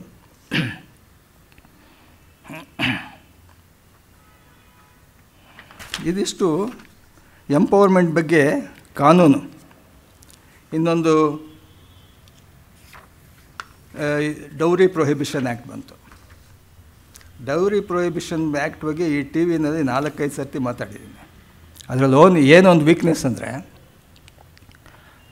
ವರದಕ್ಷಿಣೆ ಕೇಳೋನು, ವರದಕ್ಷಿಣೆ ಕೊಡೋನು, ವರದಕ್ಷಿಣೆ ತಗೊಳ್ಳೋನು, ವರದಕ್ಷಿಣೆ ಕೊಡೋನು. ವರದಕ್ಷಿಣೆ ಕೊಡೋದು ತಪ್ಪು, ತಗೊಳ್ಳೋದು ತಪ್ಪು, ಎರಡೂ ಅಪರಾಧ. ಇವಾಗ ಒಬ್ಬ ಹೋಗಿ ಇವನು ವರದಕ್ಷಿಣೆ ಕೇಳ್ತಾ ಇದ್ದಾನೆ ಅಂತ ಹೇಳಿದ್ರೆ ಅದು ಅಪರಾಧ ಆಗಲ್ಲ. ಯಾಕೆ ಅಂದರೆ ಇನ್ನೂ ಕೊಟ್ಟಿಲ್ಲ, ಕೊಟ್ಟ ಮೇಲೇ ಅಪರಾಧ. ನಾನು ಹೇಳಿದ್ನೆ ಇನ್ಗ್ರೀಡಿಯೆಂಟ್ಸ್ ಆಫ್ ದಿ ಅಫೆನ್ಸ್ ಅಂತ. ಅದೊಂದು ಪ್ರಾರಬ್ಧ ಕರ್ಮ ಇಂಗ್ಲೀಷ್ನವ್ರನ್ನ ಫಾಲೋ ಮಾಡ್ಕೊಂಡು ಇವ್ರು ಹಾಕ್ಕೊಂಡಿದ್ದಾರೆ. ಕೊಟ್ಟ ಮೇಲೆ ತಾನೇ ಅದು, ಕೊಟ್ಟಿಲ್ಲ ಇನ್ನೂ. ಇವಾಗ ನಾನು ಅವನು ಮರ್ಡರ್ ಮಾಡಬೇಕು ಅಂತ ಅಂದ್ಕೊತೀನಿ, ಅಫೆನ್ಸ್ ಅಲ್ಲ ಅದು. ಇಂಡಿಯಾದಲ್ಲಿರೋದು ಎಲ್ಲರನ್ನೂ ಮರ್ಡರ್ ಮಾಡಬೇಕು ಅಂತಿದ್ದೀನಿ, ಅಫೆನ್ಸ್ ಅಲ್ಲ. Double murder, triple murder, million murder ಆಗಲ್ಲ ಅದು. ಸಾಯಿಸಿದಾಗ ಮಾತ್ರನೇ ಆಗೋದು. ಒಬ್ಬ ಕಂಪ್ಲೇಂಟ್ ಕೊಡ್ತಾನೆ ಪೊಲೀಸ್ ಸ್ಟೇಷನ್ಗೆ, ಸ್ವಾಮಿ ಅವನು ನನ್ನ ಸಾಯಿಸೋಕೆ ಬರ್ತಾಯಿದ್ದಾನೆ. ಹೋಗಯ್ಯ ತಲೆ ತಿಂದ್ಬೇಡ. ಇಲ್ಲ ಸ್ವಾಮಿ, ಅವ್ನು ನೀನು ಕೊಂದಾಕ್ ಬಿಡ್ತಾನೆ. ಆಯಿತು, ಅವ್ನು ಕೊಂದು ಬಂದು ಬರಯ್ಯ. ಅವ್ನು ಕೊಲ್ಲೋ ತನಕ ಅಫೆನ್ಸೇ ಅಲ್ವಲ್ಲ ಸ್ವಾಮಿ. ನನಗೆ ಜೂರಿಸ್ಡಿಕ್ಷನ್ನೇ ಇಲ್ಲ ಪೊಲೀಸ್ನವನಿಗೆ. ನನಗೆಲ್ಲಿ ಜೂರಿಸ್ಡಿಕ್ಷನ್ ಇದೆ ಸ್ವಾಮಿ? ಅವ್ನು ಕೊಂದ ಮೇಲೆ ತಾನೇ ನನಗೆ ಅರೆಸ್ಟ್ ಮಾಡೋ ಪವರ್ ಇರುತ್ತೆ. ಅಲ್ಲಿವರೆಗೆ ಹೆಂಗೆ ಅರೆಸ್ಟ್ ಮಾಡಲಿ ಅವನ್ನ? ಒಂದು ವೇಳೆ ವರದಕ್ಷಿಣೆ ಕೊಟ್ಟವನು, ಸ್ವಾಮಿ ನಾನು ಇವನಿಗೆ ವರದಕ್ಷಿಣೆ ಇಷ್ಟು ಕೊಟ್ಟಿದ್ದೀನಿ, ಅವನು ತೊಗೊಂಡಿದ್ದಾನೆ, ಹೌದಾ? ವರದಕ್ಷಿಣೆ ಕೊಟ್ಟಿದ್ಯಾ? ಒಂದು ಅಪರಾಧ ಆಯಿತಾ? ನೀನು ಒಳಗಡೆ ಇರು. ಸ್ವಾಮಿ ಅವ್ನು ತಗೊಂಡವನು ಆಮೇಲೆ ವಿಚಾರಿಸೋಣ. ಇವಾಗ ನಿನ್ನ ಅಪರಾಧ ನೀನು ಒಪ್ಪಿಗೆ ಮೇಲೆ ಸಾಬೀತಾಯಿತು, ಆದ್ದರಿಂದ ನೀನು ಶಿಕ್ಷಾರ್ಹ. ಸಪೋಸ್ ತಗೊಂಡವನೋಗಿ ಹೇಳ್ದ ಅಂತ ಇಟ್ಕೊಳ್ಳಿ, ಸ್ವಾಮಿ ನಾನು ತಗೊಂಡೆ, ಇವನು ಕೊಟ್ಟ, ಹೌದಾ, ನೀನು ಒಳಗಡೆ ಇರು. ಯಾಕೆಂದ್ರೆ ನೀನು ಅಷ್ಟು ಮಟ್ಟಿಗೆ ಒಪ್ಕೊಂಡ್ಬಿಟ್ಟಿದ್ಯಾ. ನಿನ್ನ ಗಿಲ್ಟ್ ಪ್ರೂವ್ ಮಾಡೋ ಪ್ರಾಬ್ಲಮ್ ನಮಗೆ ತಪ್ಪಿತು. ಇಂಥ ಕಾನೂನು ಮಾಡಿದ್ರೆ ಯಾರು ಕಂಪ್ಲೇಂಟ್ ಕೊಡ್ತಾರೆ, ಎಲ್ಲಿ ಕೇಸ್ ರಿಜಿಸ್ಟರ್ ಆಗುತ್ತೆ? ಏನೋ ಒಂದು ಯಾರೋ ಡಿಮಾಂಡ್ ಮಾಡಿದ್ರು, ಅವ್ರ ಸ್ಯಾಟಿಸ್ಫ್ಯಾಕ್ಷನ್ಗೆ ಪಾರ್ಲಿಮೆಂಟ್ನವ್ರು ಮಾಡ್ದಂಗಿದೆ ಈ ಕಾನೂನು. ಆದರೆ dowry ಡೆತ್ತು is punishable with death sentence et cetera. ಅದು IPCನಲ್ಲಿ ಸೇರಿಸ್ಕೊಂಡ್ರು.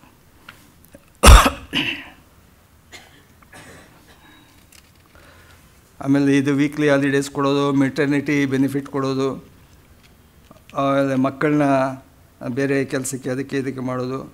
Medical termination of pregnancy act 1971,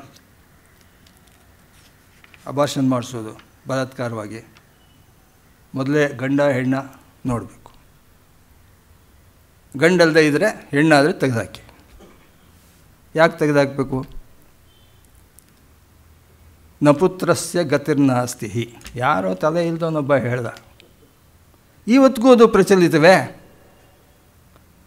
ಗಂಡು ಮಕ್ಕಳೇ ಇಲ್ಲದೆ ಇರ್ತಕ್ಕಂಥ ತಂದೆ ತಾಯಿಗಳು ಎಷ್ಟು ಲಕ್ಷಾಂತರ ಇಲ್ಲ ನಮ್ಮ ದೇಶದಲ್ಲಿ. ಅಂಥದ್ರಲ್ಲಿ ಇವಂದೇನು ಸ್ಪೆಷಾಲಿಟಿ, ಗಂಡು ಮಗುವೇ ಬೇಕು ಅಂತ? ಹೆಣ್ಣು ಮಗು ಏನಾದರೂ ಎತ್ತರೆ ಮನೆಗೆ ಬರಬೇಡ ನೀನು. ಪಾಪ ಅವಳ ಗತಿ ಏನಾಗಬೇಕು? ಆ ಬ್ರಹ್ಮ ಯಾರನ್ನು ಕೊಟ್ಟಿರ್ತಾರೋ ಯಾರಿಗೂ ಗೊತ್ತು. ಅದನ್ನು ತೆಗೆದಾಕೋದನ್ನು ಅಫೆನ್ಸ್ ಮಾಡಿದ್ರು. ನಾವು ಫ್ಯಾಕ್ಟ್ರೀಸ್ ಆ್ಯಕ್ಟಲ್ಲಿ ಅದರಲ್ಲಿ ಇದರಲ್ಲೆಲ್ಲ ನೋಡಿದ್ವಿ, ಈಕ್ವಲ್ ರೆಮ್ಯುನರೇಷನ್ ಈಕ್ವಲ್ ಪೇ ಅಂತ. ಕಾನ್ಸ್ಟಿಟ್ಯೂಷನಲ್ಲೂ ಅದೇ ಹೇಳ್ತು. ಆದರೂ ಇದೇ ಡಿಸ್ಪ್ಯಾರಿಟಿ. ಅದಕ್ಕೋಸ್ಕರ ಒಂದು ಸ್ಪೆಷಲಾಗಿ ಕಾನೂನು ತಂದರು, ಈಕ್ವಲ್ ರೆಮ್ಯುನರೇಷನ್ ಆ್ಯಕ್ಟ್ 1976. ಆಕೆಗೆ ಒಂದು ಹಕ್ಕು ಬಂತು, ನಾನು ಹೋಗಲಿಕ್ಕೆ ತಗೊಳ್ಳಿಕ್ಕೆ ಸಾಧ್ಯ ಆಯಿತು. 1984 ಫ್ಯಾಮಿಲಿ ಕೋರ್ಟ್ ಆ್ಯಕ್ಟ್ ಬಂತು. ಫ್ಯಾಮಿಲಿ ಕೋರ್ಟ್ ಆ್ಯಕ್ಟ್ ಹೆಸರು ಹೇಳುತ್ತೆ, ಫ್ಯಾಮಿಲಿಗೆ ಸಂಬಂಧಪಟ್ಟಂಥ ವ್ಯಾಜ್ಯಗಳನ್ನು ಇತ್ಯರ್ಥ ಮಾಡ್ತಕ್ಕಂಥ ಒಂದು ಸ್ಥಾನ, ಒಂದು ನ್ಯಾಯಾಲಯ.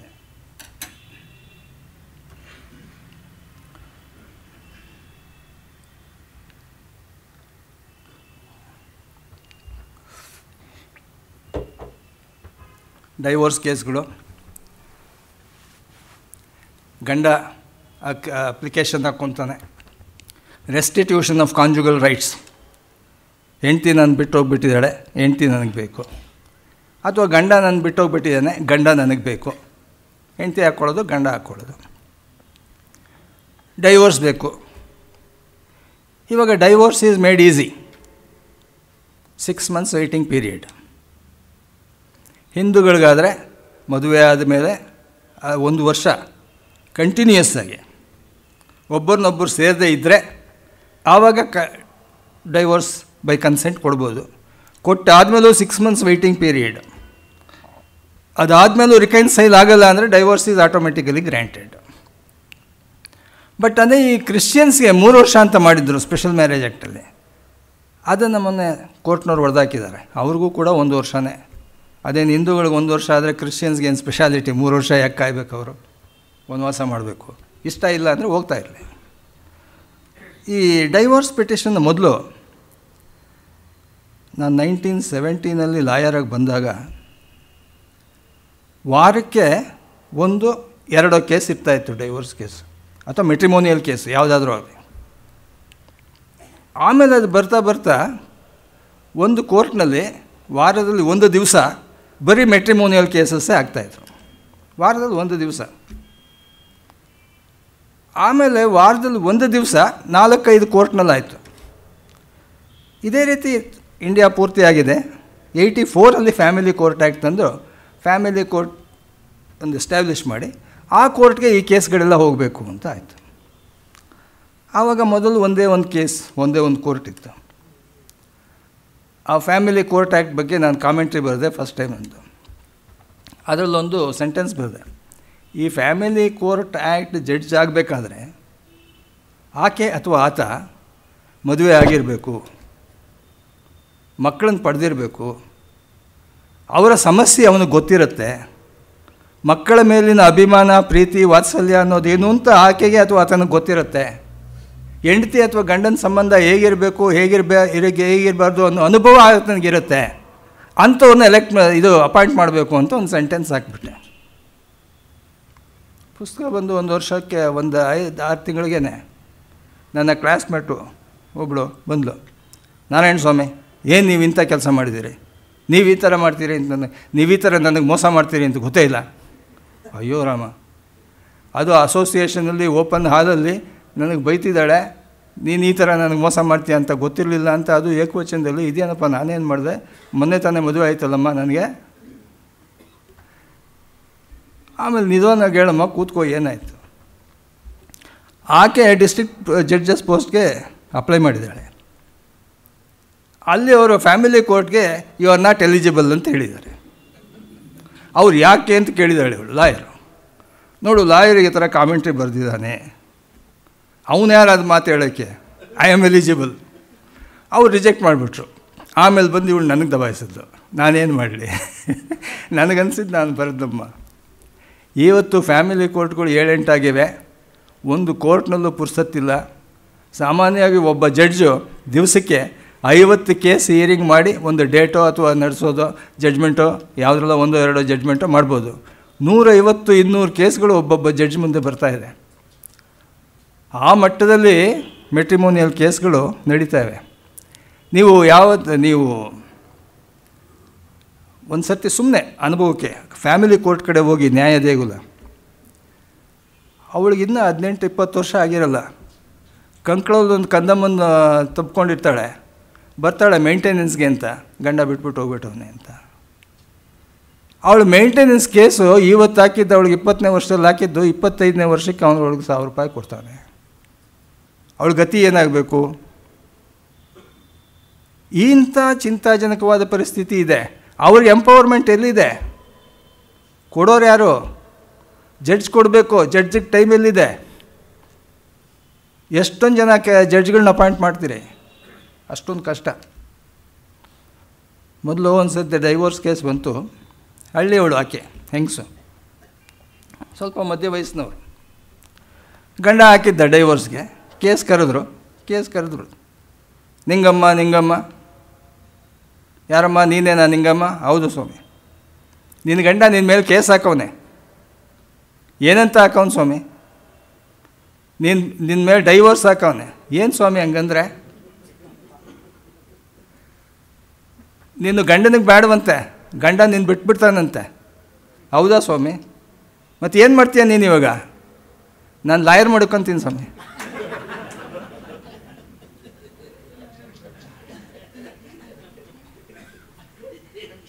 ತುಂಬ ಒಳ್ಳೆಯ ಕೆಲಸ, ಹೋಗಮ್ಮ.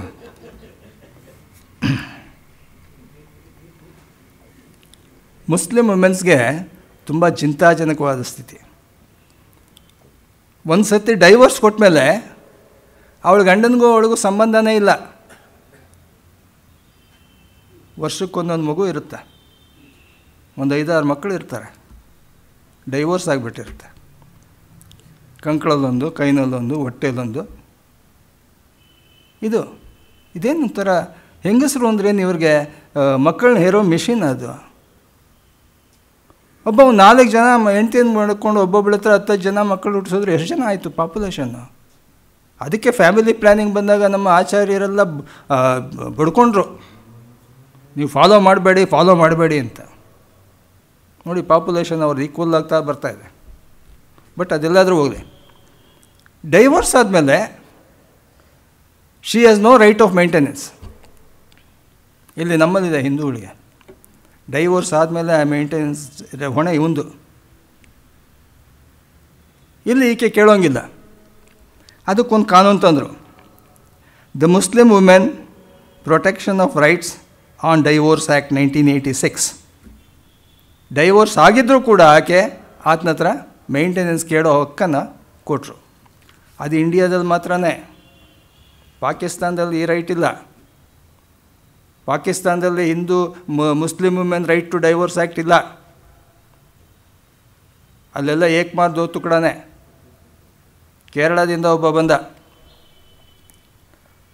ಎರಡೂ ಕೈ ಇಲ್ಲ. ಯಾಕಪ್ಪ? ದುಬೈಗೋ ಎಲ್ಲೋ ಹೋಗಿದ್ದೆ, ಅಲ್ಲಿಂದ ಬಂದೆ, ಅಲ್ಲಿ ಹಿಂಗಾಯ್ತು. ಯಾಕೆ, ಏನಾಯಿತು? ಅಲ್ಲಿನ ಪರಿಸ್ಥಿತಿ ಹೇಗಿರುತ್ತೆ ಅಂದರೆ, ಈ ವಾಚಿನ ಚೈನು ಚಿನ್ನದ್ದು, ಬಂಗಾರ ಅನ್ನೋದು ಅವ್ರಿಗೆ ಲೆಕ್ಕ ಇಲ್ಲ. ನೀರಿಗಿನ್ನ ಜಾಸ್ತಿ ಪೆಟ್ರೋಲ್ ಬರುತ್ತೆ, ಅದು ಎಲ್ಲಂದ್ರಲ್ಲಿ ಬಿದ್ದಿರುತ್ತೆ. ಇವ್ರು ಇಂಡಿಯನ್ಸ್ ಹೋಗೋರು, ಇಲ್ಲಿಂದ ಅಲ್ಲಿಗೆ ಹೋಗೋರೆಲ್ಲ ಯಾತಕ್ಕೆ ಹೋಗ್ತಾರೆ ಅಂದರೆ ಕಸ ಗುಡಿಸೋಕ್ಕೆ, ಚಾಡ್ಮಾಲಿ ಕೆಲಸಕ್ಕೆ ಎಲ್ಲ. ಇಲ್ಲಿಗೆ ಬರೋವಾಗ ಮಾತ್ರ ಸೂಟು ಬೂಟ್ ಹಾಕ್ಕೊಂಡು ಏನೋ ದೊಡ್ಡ ಕೆಲಸದಿದ್ದಂಗೆ ಬರ್ತಾರೆ. ಬಟ್ ಅದರಲ್ಲಿ ಸಂಪಾದನೆ ಜಾಸ್ತಿ ಇರುತ್ತೆ. ಆ ಸಂಪಾದನೆಯಲ್ಲಿ ಲಕ್ಷಾಂತರ ರೂಪಾಯಿ ಮನೆಗೆ ಕಳಿಸ್ತಾರೆ ಅವರು. ಲೇಬರ್ ಚಾರ್ಜಸ್ ತುಂಬ ಜಾಸ್ತಿ ಕೊಡ್ತಾರೆ. ಅಲ್ಲಿ ಏನೇ ಬಿದ್ದಿದ್ರೂ ಅವನು ಅದನ್ನು ಮುಟ್ಬಾರ್ದು, ಕಸದ ಜೊತೆಯಲ್ಲಿ ಎತ್ತಾಕಬೇಕು, ಎತ್ಕೊಂಡು ಹೋಗೋ ಆಗಿಲ್ಲ. ಇವನು ಯಾವುದಾದ್ರೂ ಒಂದು ಎತ್ಕೊಂಡ್ಬಿಟ್ಟ ಅಂದರೆ ಇಂಡಿಯನ್ಗೆ ಮೊದಲೇ ಟೆಂಪ್ಟೇಷನ್ನು. ಆ ಕಸ ಗುಡಿಸೋದ್ರಲ್ಲಿ ಲೇಟೆಸ್ಟ್ ವಾಚ್ಗಳು ರಾಶಿ ರಾಶಿ ಬಿಸಾಕಿರ್ತಾರಂತೆ. ಅದನ್ನೆಲ್ಲ ತಗೊಂಡು ಕುಪ್ಪೆ ತೊಟ್ಟಿಗೆ ಹಾಕ್ತಾರೆ ಅವರು. ಯಾವನು ಮುಟ್ಟೋಂಗಿಲ್ಲ, ಎತ್ಕೊಳ್ಳೋಂಗೂ ಇಲ್ಲ. ಎತ್ಕೊಂಡ್ರೆ ಏನು ಪನಿಷ್ಮೆಂಟು? ಅವನು ಯಾರೋ ಚೈನ್ ಕಳ್ಕೊಂಡ್ಬಿಟ್ಟ, ಲಾಕೆಟ್ಟೋ ಏನೋ ಹೇಳ್ತಾರಲ್ಲ, ಅದು ಹುಡ್ಕೊಂಡು ಬಂದ, ಸಿಕ್ಕಲ್ಲ. ಮತ್ತು ಏನಾಯಿತು? ಎಲ್ಲ ಯಾರೋ ಎತ್ಕೊಂಡೋಗಿದ್ದಾರೆ. ಯಾರು ಎತ್ಕೊಂಡೋಗಿರ್ತಾರೆ? ಯಾರೋ ಇಂಡಿಯನ್ನೇ ಎತ್ಕೊಂಡೋಗಿರ್ತಾನೆ. ಏನು ಕಳ್ತನ ಆದರೆ ಇಂಡಿಯನ್. ಸರಿ, ಹುಡುಕಿದ್ರು ಆ ಲೊಕ್ಯಾಲಿಟಿನಲ್ಲಿ ಇಂಡಿಯನ್ಸ್ ಯಾರಿದ್ದಾರೆ ಅಂತ. ಇವನು ಸಿಕ್ಕಾಕೊಂಡ. ಅಲ್ಲಿ ಪಂಚಾಯತಿ ಕಟ್ಟೆ, ಕೋರ್ಟ್ ಇಲ್ಲ, ಕಚೇರಿ ಇಲ್ಲ, ಪ್ರಾಸಿಕ್ಯೂಷನ್ ಇಲ್ಲ, ಬರ್ಡನ್ ಆಫ್ ಪ್ರೂಫ್ ಆಫ್ ಗಿಲ್ಟು, ಅದು ಮಣ್ಣು ಮಸಿ ಏನಿಲ್ಲ. ಅಲ್ಲಿ ಪಂಚಾಯತಿ ಕಟ್ಟೆ ಕರಿತಾನವನು. ಯಾವ ಕೈನಲ್ಲಿ ಕಳ್ತನ ಮಾಡಿದೆ ಆ ಕೈ ತೋರಿಸ್ಬೇಕು. ಆ ಕೈ ತೋರಿಸಿದ್ರೆ ಅಲ್ಲಿ ಕಟ್ ಮಾಡ್ತಾನೆ.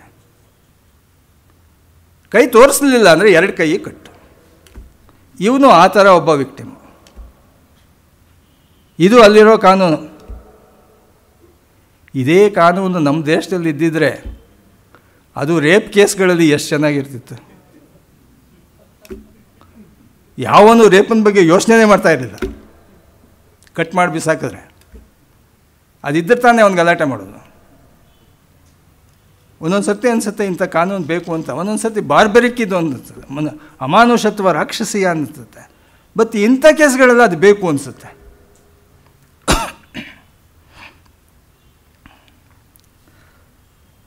Protection of women, protection of human rights, ಅದೆಷ್ಟು ಮಟ್ಟಿಗೆ ಕೆಲಸ ಮಾಡ್ತಾ ಇದೆಯೋ ಅದು ದೇವ್ರಿಗೆ ಗೊತ್ತು. ಯಾರೋ ಹೊಸ್ದಾಗಿ ಬಂದಾಗ ಒಬ್ಬನ ಜಡ್ಜ್ಗಳಿಗೆ, ಈ ರಿಟೈರ್ಡ್ ಜಡ್ಜ್ಗಳಿಗೆ ಅಪಾಯಿಂಟ್ಮೆಂಟ್ ಮಾಡೋಕ್ಕೆ ಅಂತ ಕೆಲವಾರು ಸ್ಥಾನಗಳು ಇಟ್ಕೊಂಡ್ಬಿಟ್ಟಿದ್ದಾರೆ. ಇವೆಲ್ಲ ಅಂಥದ್ರಲ್ಲಿ ಇದೊಂದು. ರಿಟೈರ್ಡ್ ಜಡ್ಜ್ನ ಅಲ್ಲಿ ಹಾಕ್ಬಿಡೋದು. ಅವನು ಅಪಾಯಿಂಟ್ ಆದ ಹೊಸದ್ರಲ್ಲಿ ಯಾವುದೋ ಒಂದೆರಡು ಪೊಲೀಸ್ ಸ್ಟೇಷನ್ಗೆ ಹೋಗ್ತಾನೆ, ಟಿ ವಿನವ್ರನ್ನ ಜೊತೆಯಲ್ಲೇ ಕರ್ಕೊಂಡು ಹೋಗ್ಬಿಡ್ತಾನೆ. ಯಾವನೊಬ್ಬನ ಅರೆಸ್ಟ್ ಮಾಡಿ ತಗೊಂಬಂದಿರೋನ್ನ ಬಿಡ್ಸಯ್ಯ ಅಂತಾನೆ, ಬಿಡಿಸ್ಬಿಡ್ತಾನೆ. ಅದೊಂದು ಟಿ ವಿನಲ್ಲಿ ಒಂದು ದಿವಸ ಬಂತು ಅಂದರೆ ಮುಗೀತದ್ರ ಕತೆ. ಹ್ಯೂಮನ್ ರೈಟ್ಸ್ ಎಕ್ಸಿಸ್ಟೆನ್ಸಲ್ಲಿ ಇದೆ ಅಂತ ಜನಗಳಿಗೆ ಗೊತ್ತಾಗತ್ತೆ.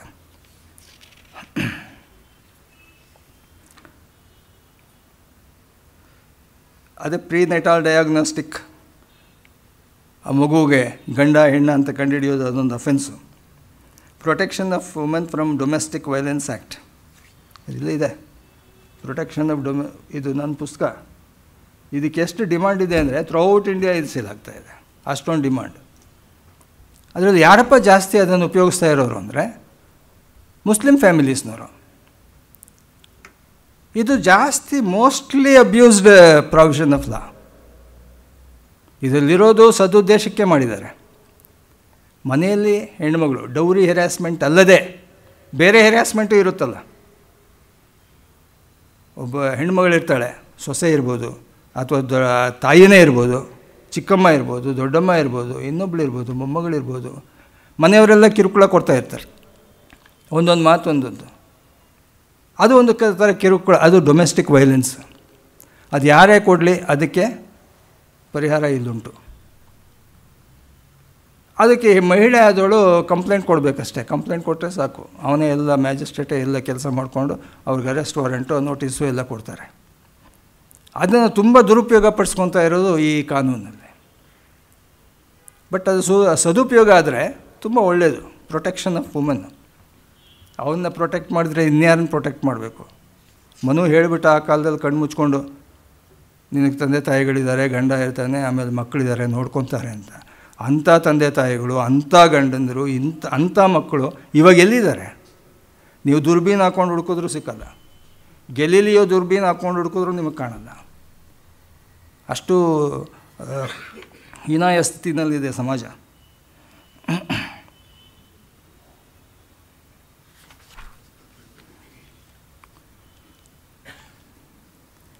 ಸಣ್ಣ ಮಕ್ಕಳದ್ದು ಮದುವೆ ಮಾಡಬಾರ್ದು ಅಂದರು, ಚೈಲ್ಡ್ ಮ್ಯಾರೇಜು. ಅದಕ್ಕೆ prohibition of child marriage act 2006 ತಂದ್ರು ಅದನ್ನು. ಇವರೆಷ್ಟೇ ಮಾಡಿದ್ರು ಈ ಸಾಮೂಹಿಕ ವಿವಾಹದಲ್ಲಿ ಒಂದು ಸರ್ತಿ ಧರ್ಮಸ್ಥಳದಲ್ಲಿ ಆದ ಕೇಸಲ್ಲಿ ಸಣ್ಣ ಮಗುವುದು ಮೈನರ್ ಮಗುಗೆ ಮದುವೆ ಆಗಿದೆ ಅಂತ, ಇನ್ನೊಂದು ಸರ್ತಿ ಬೇರೆ ಕಡೆ ಮದುವೆ ಆದಾಗ ಸಾಮೂಹಿಕ ವಿವಾಹದಲ್ಲಿ ಈ ಥರ ಮೈನರ್ ಗರ್ಲ್ಸ್ ಆರ್ ಮ್ಯಾರಿಡ್. ಅದು ಗಮನಕ್ಕೆ ಬಂದಾಗ ಇದೊಂದು ಕಾನೂನು ತಂದರು. ಆದರೆ ಅದು ಎಷ್ಟು ಮಟ್ಟಿಗೆ ನಾವು ಅದನ್ನು ಸ್ಟ್ರಿಕ್ಟಾಗಿ ಅಳವಡಿಸೋಕೆ ಸಾಧ್ಯ? ನೀವು ಹಳ್ಳಿಗಳಲ್ಲಿ ಹೋಗಿ ನೋಡಿ, ಮದುವೆ ಸೀಸನ್ನಲ್ಲಿ ಕೆಂಗಲ್ ಹನುಮಂತ ರಾಯಸ್ವಾಮಿ ದೇವಸ್ಥಾನ ಇದೆ, ಅದಕ್ಕೆ ಅಯ್ಯನ ಗುಡಿ ಅಂತಾರೆ. ಅಲ್ಲಿ ಮರದ ತೋಪು, ಒಂದೊಂದು ಮರದ ಕೆಳಗಡೆನೂ ಒಂದೊಂದು ಮದುವೆ ಆಗ್ತಾ ಇರುತ್ತೆ ಮದುವೆ ಸೀಸನ್ನಲ್ಲಿ. ಊರಿಂದ ಬರೋರು ಅವರು ಛತ್ರ ಮಾಡಿ ಲಕ್ಷಾಂತರ ರೂಪಾಯಿ ಬಾಡಿಗೆ ಕೊಟ್ಟು, ಸಾವಿರಾರು ರೂಪಾಯಿ ಊಟಕ್ಕೆ ಕೊಟ್ಟು ಮಾಡೋ ಸ್ಥಿತಿಲಿಲ್ಲ.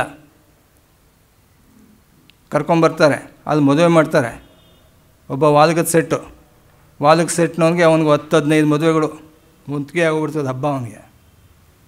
ಅಲ್ಲಿ ಮದುವೆ ಆಗೋದ್ರಲ್ಲಿ ಮೆಜಾರಿಟಿ ಹೆಣ್ಣುಮಕ್ಕಳುಗಳು ಮೈನರ್ಸೇ. ಅದೆಲ್ಲ ನೋಡ್ತಾನೆ ಇದ್ದಾರೆ. ಸ್ತ್ರೀ ವಿಮೋಚನಾ ಸಂಘ ಅವು ಇವು ಎಲ್ಲ ಇರ್ತವೆ. ಯಾರೋ ಒಬ್ಬೊಬ್ರು ಒಂದೊಂದು ಸರ್ತಿ ಹೋಗ್ತಾರೆ. ಹೋದಾಗ ಅವರೊಬ್ಬರೇ ಹೋಗಲ್ಲ, ಟಿ ವಿನವ್ರನ್ನ ಜೊತೆಯಲ್ಲೇ ಕರ್ಕೊಂಡು ಹೋಗ್ತಾರೆ. ಯಾಕೆಂದರೆ ಟಿ ವಿನಲ್ಲಿ ಇವರ ಫೋಟೋಗಳು, ಇವ್ರ ಸ್ಟೇಟ್ಮೆಂಟ್ಗಳು ಎಲ್ಲ ಬರಬೇಕಲ್ಲ ಆ ಪ್ರಚಾರಕ್ಕೆ.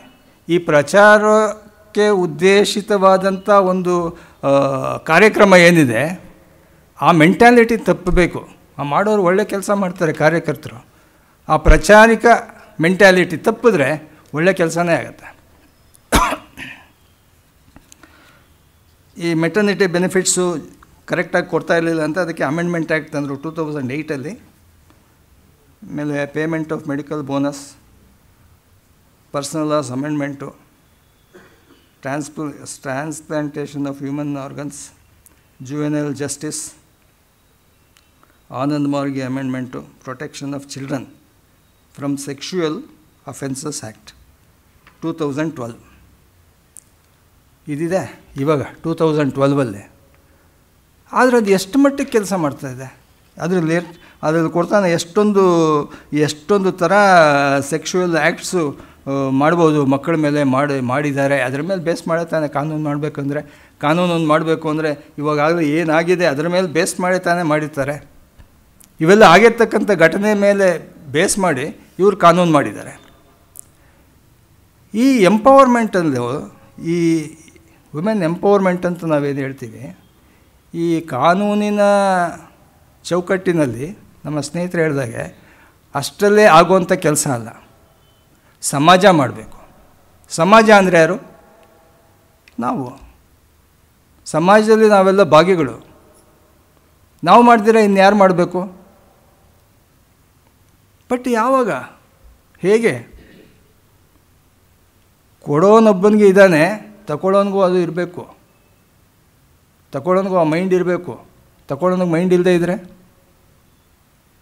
ಇವಾಗ ನೋಡಿ, ಕ್ರುಯಲ್ಟಿ ಬೈ ವೈಫ್. ನಾನು ಕೇಳಿದೆ ಇವ್ರಿಗೆ ಸಬಲೀಕರಣ ಬೇಕಾ ಅಂತ. ಅದೇ ಥರ ಇನ್ನೊಂದು ಪುಸ್ತಕ ಇದೆ, ಕ್ರುಯಲ್ಟಿ ಬೈ ಹಸ್ಬೆಂಡ್. ಅದೊಂದೊಂಥರ ಕ್ಯಾಟಗರೈಸ್ ಮಾಡಿಬಿಟ್ಟು ಅದನ್ನು ಮಾಡಿದ್ದಾರೆ. ಹೀಗೆ ಮಾಡೋವಾಗ ಫ್ಯಾಮಿಲಿ ಕೋರ್ಟ್ನಲ್ಲಿ ಎಷ್ಟೊಂದು ಸರ್ತಿ ಕೌನ್ಸಿಲಿಂಗ್ ಅಂತ ಇದೆ. ಕೌನ್ಸಿಲಿಂಗು ಒಂದು ಕೇಸ್ ಹಾಕಿದ್ರು ಅಂದರೆ, ಮತ್ತು ಗಂಡ ಹೆಂಡ್ತಿರಿಗೆ ಮೊದಲು ಏನೇ ಆರ್ಡರ್ ಮಾಡೋದಕ್ಕೆ ಮೊದಲು ಅವರಿಬ್ಬರನ್ನು ಕೌನ್ಸಿಲಿಂಗ್ ಮುಂದೆ ಹೋಗಬೇಕು. ಕೌನ್ಸಿಲಿಂಗಲ್ಲಿ ಒಬ್ಬರು ಹಿರಿಯರು ಇರ್ತಾರೆ, ಇನ್ನೊಬ್ಬರು ಸಮಾಜ ಸೇವಕರ್ತರು ಇರ್ತಾರೆ, ಒಬ್ಬರು ವಕೀಲರು ಇರ್ತಾರೆ, ಇನ್ನೊಬ್ಬರು ಇರ್ತಾರೆ, ಒಂದು 5 ಜನ ಇರ್ತಾರೆ ಅಥವಾ 3 ಜನ ಅಂತೂ ಇದ್ದೇ ಇರ್ತಾರೆ. ಅವರು ಎರಡೂ ಪಾರ್ಟಿಗಳನ್ನ ಕೇಳ್ತಾರೆ. ಕೇಳಿಬಿಟ್ಟು ಆದಷ್ಟು ಅವ್ರಿಗೆ ಹೊಂದಾಣಿಕೆ ಮಾಡೋದಕ್ಕೆ ಪ್ರಯತ್ನ ಪಡ್ತಾರೆ. ಮೊದಲು ಹೆಂಡ್ತಿನೇ ಕರೀತಾರೆ ಒಬ್ಬಳನ್ನೇ, ಆಮೇಲೆ ಗಂಡನ ಕರೀತಾರೆ, ಒಬ್ಬನ್ನೇ. ಆಮೇಲೆ ಹೆಂಡತಿ ತಂದೆ ತಾಯಿಗಳು, ಗಂಡನ ತಂದೆ ತಾಯಿಗಳು, ಆಮೇಲೆ ಗಂಡ ಹೆಂಡ್ತಿನ ಇಬ್ಬರನ್ನೂ ಜೊತೆಗೆ ಕೂಡಿಸಿ ಒಂದು ಮೀಟಿಂಗು, ಆಮೇಲೆ ಮತ್ತೆ ಈ ಪೇರೆಂಟ್ಸ್ನ ಮಾತ್ರ ಒಂದು ಮೀಟಿಂಗು, ಮತ್ತು ಪೇರೆಂಟ್ಸು ಮತ್ತು ಕಪಲ್ ಎಲ್ಲ ಸೇರಿ ಒಂದು ಮೀಟಿಂಗು. ಎಷ್ಟು ಪ್ರಯತ್ನ ಮಾಡಬೇಕಾದ್ರೆ ಅನೇಕ ತಿಂಗಳುಗಳೇ ಆಗುತ್ತೆ. ಒಂದು ಸಿಟ್ಟಿಂಗ್ 2 ಸಿಟ್ಟಿಂಗಲ್ಲಿ ಆಗಲ್ಲ. ಯಾಕೆಂದರೆ ಒಂದೇ ಕೇಸಲ್ಲ ಅಲ್ಲಿರೋದು, ಸಾವಿರಾರು ಕೇಸ್ಗಳು. ನಾನು ಹೇಳ್ದಂಗೆ ಇವಾಗ 7-8 ಕೇಸ್ಗಳಾಗಿವೆ. ಎಲ್ಲ ಕಡೆನೂ ಒಂದು ದಿವಸಕ್ಕೆ 200 ಕೇಸ್ಗಳು ಅಂದರೆ ಆ ಜಡ್ಜ್ ಏನು ಕೆಲಸ ಮಾಡ್ತಾನೆ? ಮಾಡೋಕ್ಕಾಗದೇ ಇರುವಂಥ ಕೆಲಸ. ಅಷ್ಟೊಂದು overloaded. Judges in India wherever it is are overloaded. They work not 8 hours for more than 12 hours in a day. ಇಲ್ಲಿ ಕೋರ್ಟ್ನಲ್ಲಿ ಕೆಲಸ ಮಾಡೋದಲ್ಲ, ಮನೆಗೆ ಬೇರೆ ತೊಗೊಂಡು ಹೋಗ್ತಾರೆ ಹೋಮ್ವರ್ಕು, ಕೇಸ್ ಓದೋಕ್ಕೆ, ಜಡ್ಜ್ಮೆಂಟ್ ಡಿಕ್ಟೇಟ್ ಮಾಡೋದಕ್ಕೆ. ಇಷ್ಟೊಂದೆಲ್ಲ ಅವ್ರಿಗೆ ಆ ಕೆಲಸ ಇರುತ್ತೆ. ಇಷ್ಟೆಲ್ಲ ಇದ್ದು ಇವ್ರು ಮಾಡಬೇಕಾದ್ರೆ ಇವರು ಅದಕ್ಕೆ ಸ್ಪಂದಿಸೋರು ಅನ್ಫಾರ್ಚುನೇಟ್ಲಿ ತುಂಬ ಕಡಿಮೆ. ಅದಕ್ಕೆ ಅದನ್ನು ರೆಸಿಪ್ರೊಕಲ್ ರಿಯಾಕ್ಷನ್ ಇರಬೇಕು. Wherever there is action there must be reaction in equal direction, in equal force. ಇಲ್ಲಿ ಆಗ್ತಾಯಿಲ್ಲ, ಪರ್ಟಿಕ್ಯುಲರ್ಲಿ ಮೆಟ್ರಿಮೋನಿಯಲ್ ಕೇಸ್ಗಳಲ್ಲಿ ಆಗ್ತಾಯಿಲ್ಲ. ಈ ಹಿಂದೂ ಸಕ್ಸೆಷನ್ ಆ್ಯಕ್ಟಲ್ಲಿ ಹೇಳಿದೆ, ಏನು ಆಕೆಗೂ ಒಂದು ರೈಟ್ಸ್ ಕೊಟ್ಬಿಟ್ರು, as if it's a birth right. For a male member, a right to share the property in joint family property is a by birth. Even if the child is in the womb, it is considered or presumed to be a male and a share is allotted. Afterwards it turns out that it is only a female, then that is distributed among other family members, male members. ಈ ಥರ ಇದ್ದಿದ್ದು ಈಗ ಒಂದು right ಕೊಟ್ಟರು. ಇವಾಗ ಅಲ್ಲಿ ಹಾಕಿದ್ದಾರೆ ಎಷ್ಟೊಂದು ಕೇಸ್ಗಳು, ಬೋಗಸ್ ಕೇಸ್ಗಳು. ನೀವು ಏನೇ ಒಂದು ಕಾನೂನು ಮಾಡಿ ಒಂದು ಬೆನಿಫಿಟ್ಗೆ ಅಂತ, ಅದರ ಮಿಸ್ಯೂಸ್ ಆಗೋದೇ ಜಾಸ್ತಿ. ಆ misuse is more than the real or genuine use. ಅದಕ್ಕೊಂದು ರೈಡರ್ ಹಾಕಿದ್ರು, ಏನಂತ ಒಂದು ಕಂಡೀಷನ್ ಹಾಕಿದ್ರು. ಈಗಾಗಲೇ ಪಾರ್ಟಿಷನ್ ಆಗಿದ್ದು ಫ್ಯಾಮಿಲಿನಲ್ಲಿ ಪ್ರಾಪರ್ಟಿ ಶೇರ್ಸ್ ಎಲ್ಲ ಅವ್ರವ್ರಿಗೆ ಹೊರ್ಟೋಗ್ಬಿಟ್ಟಿದ್ರೆ ಪಾರ್ಟಿಷನ್ ಸೂಟ್ ಹಾಕೋಕ್ಕಾಗಲ್ಲ ಅಂತ. ಅದಕ್ಕೆ ಸುಪ್ರೀಂ ಕೋರ್ಟ್ ಹೇಳ್ತು, ಪಾರ್ಟಿಷನ್ ಅಂದರೆ ಏನು ಮಾಡ್ತಾರೆ ಇವರು? ಪಾರಿಕತ್ ಅಂತ ಒಂದು ಮಾಡ್ಕೊಂಬಿಡ್ತಾರೆ, ಹಿಂದಿನ ಡೇಟ್ ಹಾಕ್ಬಿಡ್ತಾರೆ, 1956 2000 ಇಯರ್ ಹಾಕ್ಬಿಟ್ಟು ಒಂದು ಪಾರ್ಟಿಷನ್ ಡೀಡ್ ಮಾಡಿಬಿಟ್ಟು ಬ್ರದರ್ಸ್ ಎಲ್ಲ ಮಾಡ್ಕೊಂಡಂಗೆ ಖಾತೆನೂ ಮಾಡಿಸ್ಬಿಡ್ತಾರೆ. ಅಲ್ಲೇನು ರೆವಿನ್ಯೂ ಇನ್ಸ್ಪೆಕ್ಟ್ರಿಗೆ ಅಥವಾ ಪಾಡಿ ಬರೆಯೋನಿಗೆ ಒಂದು ಸ್ವಲ್ಪ ಕೊಟ್ಟರೆ ಆಯಿತು, ಮಾಡ್ತಾನೆ. 100 ಕೊಡೋ ಕಡೆ 1000 ಕೊಟ್ಟರೆ ಆಯಿತು. ಇವಾಗೇನು 1000 ಇವರ ಲೆಕ್ಕ ಇಲ್ಲ. ಮೊದಲು ಒಂದು 100 ರೂಪಾಯಿ ನೋಟ್ ನೋಡಬೇಕಾದ್ರಿಂದ ತುಂಬ ವಿರಳವಾಗಿರ್ತಾಯಿತ್ತು. 100 ರೂಪಾಯಿ ನೋಟು ಇಷ್ಟಾಗಲ್ಲ ಬರೋದು. ಇವಾಗ 100 ರೂಪಾಯಿ ನೋಟು 10 ರೂಪಾಯಿ ನೋಟ್ ಇದ್ದಂಗೆ. ಅದು ಪಿಕ್ಚರ್ಗಳಲ್ಲಿ ತೋರಿಸ್ತಾರಲ್ಲ, ಇವನು 1000 ರೂಪಾಯಿಗೆ ಚಿಲ್ಲರೆ ಇದೆಯಾ ಅಂದರೆ ಅವನಿಲ್ಲ ಅಂತ ಹೇಳ್ತಾನೆ, ಭಿಕ್ಷುಕದವನು ಕೊಡ್ತಾನೆ, ನಾನು ಕೊಡ್ತೀನಿ ಕೊಡು ಅಂತ. ಅದಕ್ಕೆ 10 ರೂಪಾಯಿ ಕಮಿಷನ್ ಇಟ್ಕೊತಾನೆ. ಅದಕ್ಕೆ 1000ಕ್ಕೆ ಲಕ್ಷಕ್ಕೆ ಇವಾಗ ಲೆಕ್ಕ ಇಲ್ಲ. ಕೊಡ್ತಾರೆ, ಮಾಡಿಸ್ಕೊತಾರೆ, ಪಾರ್ಟಿಷನ್ ಆಯಿತು, ಖಾತೆನೂ ಆಗೋಗ್ಬಿಟ್ಟಿದೆ, ಪಹಣಿನೂ ಅವನ ಹೆಸ್ರಿಗೆ ಬಂದುಬಿಡುತ್ತೆ, 2001 ಬಂದುಬಿಟ್ಟಿದೆ. ಇಂಥ ಬೋಗಸ್ ವ್ಯವಹಾರಗಳು ನಡೆಯುತ್ತೆ. ಅದಕ್ಕೆ ಸುಪ್ರೀಂ ಕೋರ್ಟ್ ಹೇಳ್ತು, ಪಾರ್ಟಿಷನ್ ಆಗಿರೋದು ಅಷ್ಟೇ ಅಲ್ಲ, it must have been registered, duly registered. Duly registered ಅಂದ್ರೇನು? Registered according to law. ಅಂದರೆ ಸ್ಟ್ಯಾಂಪ್ ಫೀ ಪ್ರಾಪರಾಗಿ ಪೇ ಮಾಡಿರಬೇಕು, ಕೊಟ್ಟಿರಬೇಕು. ಸುಮ್ಮನೆ ಯಾವುದೋ ಕಾಲದ್ದು 2000 ಇಸ್ವಿದ 5 ರೂಪಾಯಿ ಚಾಪಕ್ಕಾಗ್ದ ಸಿಕ್ತು ಅಂತ ಅದರ ಮೇಲೆ ಬರ್ಕೊಂಬಿಡೋದಲ್ಲ. ಪ್ರಾಪರ್ ಸ್ಟ್ಯಾಂಪ್ ಫೀಸ್ ಕೊಟ್ಟಿರಬೇಕು, ರಿಜಿಸ್ಟರ್ ಆಗಿರಬೇಕು, ಡಾಕ್ಯುಮೆಂಟೇಷನ್ ಇರಬೇಕು. ಅಂಥ ಕೇಸಲ್ಲಿ ಮಾತ್ರ ದೇರ್ ಈಸ್ ಎ ಪಾರ್ಟಿಷನ್. ಅದರಲ್ಲಿ ಹೆಣ್ಣುಮಕ್ಕಳು ಮತ್ತೆ ಅದನ್ನು ರಿವೋಪನ್ ಮಾಡೋಂಗಿಲ್ಲ. You can't reopen the partition which is already effected finally under a registered partition deed. ಇಲ್ಲದೆ otherwise if it is only on a stamp on a plain paper, even on a stamp paper, it is not valid because it is not registered. ಅಂಥ ಕೇಸ್ಗಳಾಗತ್ತೆ. ಅದರಲ್ಲಿ bogus ಕೇಸ್ಗಳು ಅಂತ ನಾನು ಯಾಕೆ ಹೇಳಿದೆ ಅಂತಂದರೆ, bogus in the sense ಅಪ್ಪ, ಮಗ, ಮಗಳು ಮಗಳು ರಿಯಲ್ ಮಗಳಲ್ಲ. ಮನೇಲಿ 4 ಜನ ಗಂಡು ಮಕ್ಕಳು, ಮನೇಲಿ ಹೆಣ್ಮಗು ಇಲ್ಲ. ಮನೆಗೆ ಒಂದು ಲಕ್ಷ್ಮಿ ಇರಲಿ ಅಂತ ತಮ್ಮನ ಮಗನೋ ಅಕ್ಕನ ಮಗನೋ ಮಗಳು ಸಾಕೊಂಡಿರ್ತಾನೆ. ಅವಳು ಕೇಸ್ ಹಾಕ್ತಾಳೆ ನಾನು ಮಗಳು ಅಂತ.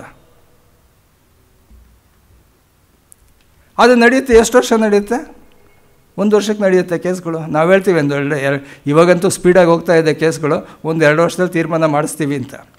ಯಾಕೆ ಹಂಗೆ ಹೇಳೋದು? ನಮಗೂ ಗೊತ್ತು ಅದಾಗಲ್ಲ ಅಂತ.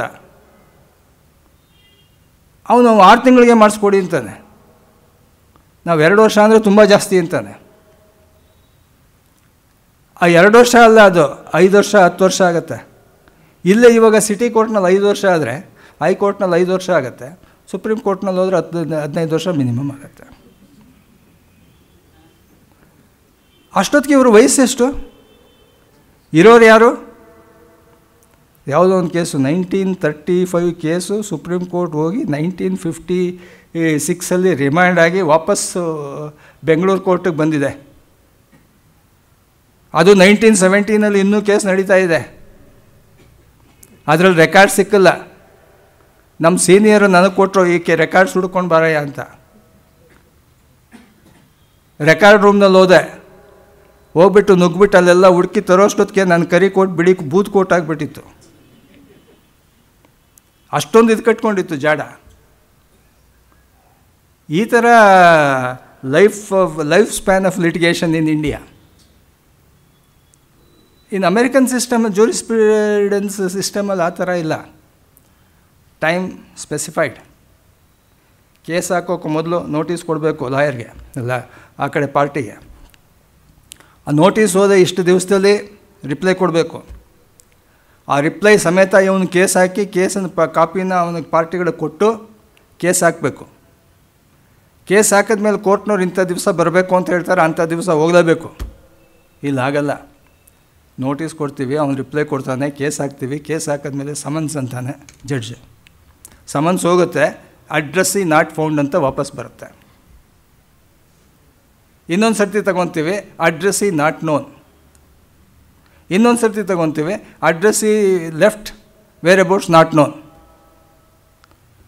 ಒಂದು ಸರ್ತಿ ಸಮನ್ಸ್ ಇಶ್ಯೂ ಮಾಡಿ ಕೋರ್ಟಿಂದ ಅದು ಜಾರಿ ಆಗಬೇಕಾದ್ರೆ, ಅಂದರೆ ಆ ಪಾರ್ಟಿಗೆ ಹೋಗಬೇಕಾದ್ರೆ, ಸಂಬಂಧಪಟ್ಟವನು ತಗೊಂಡು ಹೋಗಬೇಕಾದ್ರೆ ಕನಿಷ್ಠ ಪಕ್ಷ 2 ತಿಂಗಳು ಬೇಕಾಗತ್ತೆ. 4 ಸರ್ತಿ ಅಥವಾ 6 ಸರ್ತಿ ಅವನು ನೋಟಿಸ್ ಅವಾಯ್ಡ್ ಮಾಡ್ದ ಅಂದರೆ 6 2 12 1 ವರ್ಷ ಆಗೋಯ್ತು. 1 ವರ್ಷ ಆದರೂ ಅಪೋಸಿಟ್ ಪಾರ್ಟಿ ಇನ್ನೂ ಕೋರ್ಟಿಗೆ ಬಂದಿಲ್ಲ. 1 ವರ್ಷ ಆದಮೇಲೆ ಬರ್ತಾನೆ. ಏನಪ್ಪ ಅಂದರೆ, ಇಲ್ಲ ಸ್ವಾಮಿ ನಾನು ಲಾಯರ್ ಮಾಡ್ಕೊತೀನಿ.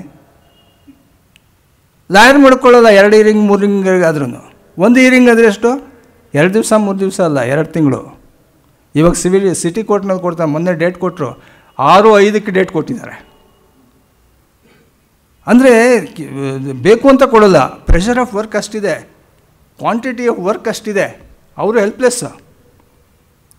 ಯಾವ ಡೇಟಲ್ಲೂ ಸ್ಪೇಸೇ ಸಿಕ್ಕಲ್ಲ ಅವನು ಕೇಸ್ ಬರೆಯೋಕ್ಕೆ. 6/5ಕ್ಕೆ ಆಗ್ತಾನೆ. ಅಲ್ಲಿಗೆ 1 ಹಿಯರಿಂಗ್ ತೊಗೊಂಡ ಅಂತ ಅಂದರೆ 3 ತಿಂಗಳು ಹೋದರೆ 4 ಹಿಯರಿಂಗ್ ಅಂತ 4 ಅಡ್ಜರ್ಮೆಂಟ್ ಅಂದರೆ 1 ವರ್ಷ ಆಗೋಯ್ತು. ಇನ್ನು ಅವನು ಸ್ಟೇಟ್ಮೆಂಟ್ ಹಾಕ್ತಾನೆ. ಸ್ಟೇಟ್ಮೆಂಟ್ ಹಾಕಿದ್ಮೇಲೆ ಎವಿಡೆನ್ಸ್ ಆಗಬೇಕು. ಎವಿಡೆನ್ಸ್ ಆಗೋದಕ್ಕೂ ಇದೇ ಗೋಳು, ಪ್ಲೇಂಟಿಫ್ ಎವಿಡೆನ್ಸು.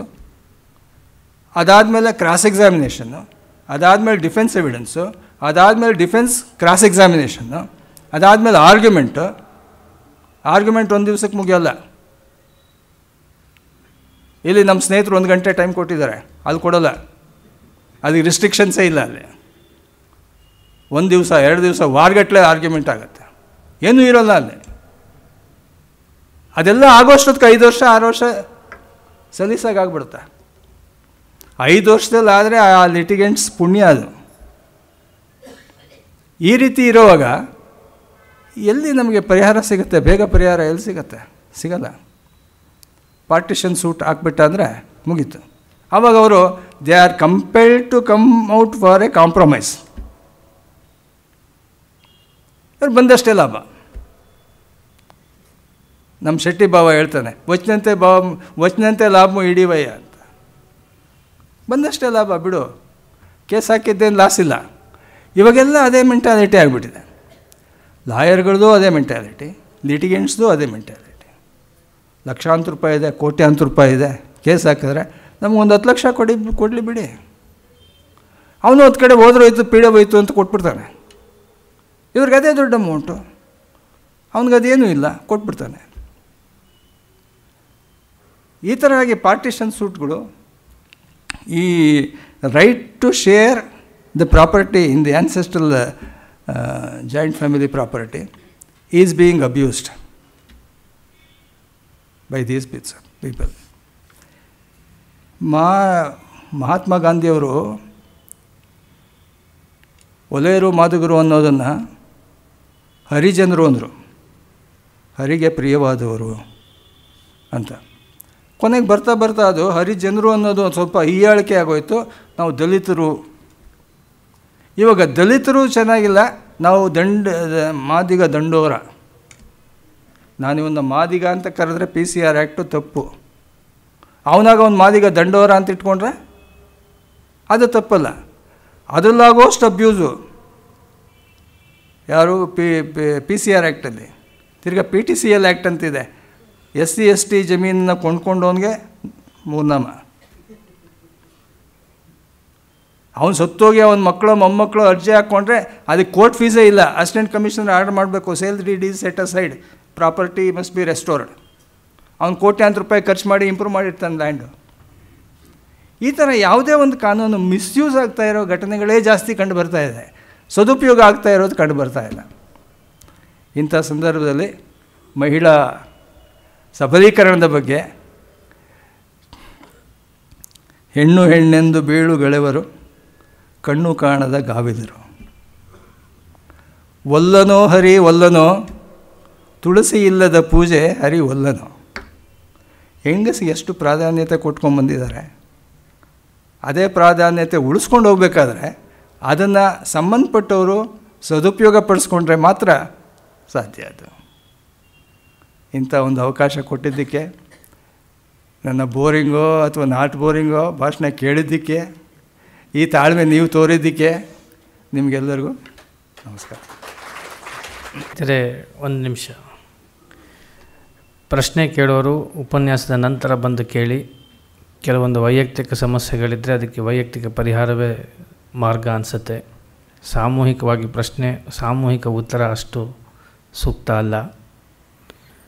ನಾಳಿನ ಕಾರ್ಯಕ್ರಮ, ನಾಳೆ ಮೇಘನಾ ಕುಲಕರ್ಣಿಯವರು ಹಿಂದೂಸ್ತಾನಿ ಶಾಸ್ತ್ರೀಯ ಸಂಗೀತ ಹಾಡಲಿದ್ದಾರೆ ಸಂಜೆ 6 ಗಂಟೆಗೆ. ಸ್ನೇಹಿತರೆ, ಇದುವರೆಗೂ ಕೆಲವೊಂದು ಅಂಶಗಳನ್ನು ನಾರಾಯಣ ಸ್ವಾಮಿಯವರು ತಿಳಿಸಿಕೊಟ್ಟಿದ್ದಾರೆ. ಕಾನೂನು ಎಷ್ಟೇ ಬಲವಾಗಿದ್ದರೂ ಅದನ್ನು ಸ್ವೇಚ್ಛಾಚಾರದ ಸಮಾಜಕ್ಕೆ ಕೊಟ್ಟರೆ ಅದರಿಂದ ಉಪಯೋಗಕ್ಕಿಂತ ಹೆಚ್ಚು ಅಪಾಯವೇ ಜಾಸ್ತಿ ಅನ್ನೋದನ್ನು ಕೂಡ ಅವರೇ ತಿಳಿಸ್ಕೊಟ್ಟಿದ್ದಾರೆ. ಈ ಕಾನೂನುಗಳು ಬರೋಕ್ಕೆ ಮೊದಲು ಮನೆಯಲ್ಲಿನ ರಂಪ ಮನೆಯಲ್ಲೇ ಇರ್ತಿತ್ತು, ಈಗ ಅದು ಬೀದಿಗೆ ಬಂದಿದೆ ಅಷ್ಟೇ. ಕಾನೂನಿನಿಂದ ಕಡಿಮೆಯಾಗಿದೆ ಅನ್ನುವ ಸಮಾಧಾನ ಸಿಕ್ಕಿಲ್ಲ, ಅಥವಾ ಸ್ತ್ರೀಯರ ಕಷ್ಟ ಎಲ್ಲ ಬಗೆಹರಿದು ಅವರೆಲ್ಲ ಸುಖ ಸಮೃದ್ಧಿಯಲ್ಲಿದ್ದಾರೆ ಅಂತಲೂ ಇಲ್ಲ. ಹೀಗಾಗಿ ಕಾನೂನಾಗಲಿ ಅಥವಾ ನ್ಯಾಯಾಲಯದಲ್ಲಿ ಕೂತ್ಕೊಂಡಂತಹ ನ್ಯಾಯಾಧೀಶನಾಗಲಿ ಪಾಲಕರ ಪೋಷಕರ ಕೆಲಸ ಮಾಡಲಾರ. ನ್ಯಾಯಾಲಯ ಇದೆ ಅಂತ ಹೇಳಿ ನ್ಯಾಯಾಲಯಕ್ಕೆ ಅರ್ಜಿ ಹಾಕಿದರೆ ನಮ್ಮ ರಂಪಾಟ ಇನ್ನೊಂದಷ್ಟು ದಿವಸ ಮುಂದುವರಿಯತ್ತೆ ಹೊರತು ಪರಿಹಾರ ಸಿಕ್ಕೋದು ಬಹಳ ಕಡಿಮೆ. ಹೀಗಾಗಿ ನಮ್ಮ ಕರ್ತವ್ಯ, ಪಾಲಕರ ಸ್ಥಾನದಲ್ಲಿರೋರು, ಮಕ್ಕಳ ಸ್ಥಾನದಲ್ಲಿರೋರು, ಸಮಾಜದ ಹಿತೈಷಿಗಳ ಸ್ಥಾನದಲ್ಲಿರೋರು, ಬಂಧುಗಳು ಎಲ್ಲರೂ ನಮ್ಮ ಪಾತ್ರವನ್ನು ನಮ್ಮ ಸಂಸ್ಕೃತಿ ಆಚಾರ ವಿಚಾರಕ್ಕೆ ತಕ್ಕಂತೆ ನಡ್ಕೊಂಡಾಗ ಮಾತ್ರ ಈ ಕಾನೂನುಗಳು ನಮಗೆ ಕೊಂಚ ಪರಿಹಾರ ನೀಡಿಯಾವು ಅನಿಸುತ್ತೆ. ಈ ಒಂದು ವಿಶೇಷವಾದಂತಹ ಕಾಳಜಿಯಿಂದ ನಮ್ಮ ಪ್ರಾರ್ಥನೆಯನ್ನು ಒಪ್ಪಿ ತಮ್ಮ ಚಿಂತನೆಯನ್ನು ಹಂಚಿಕೊಂಡಂತಹ ನಾರಾಯಣ ಸ್ವಾಮಿ ಅವರಿಗೆ,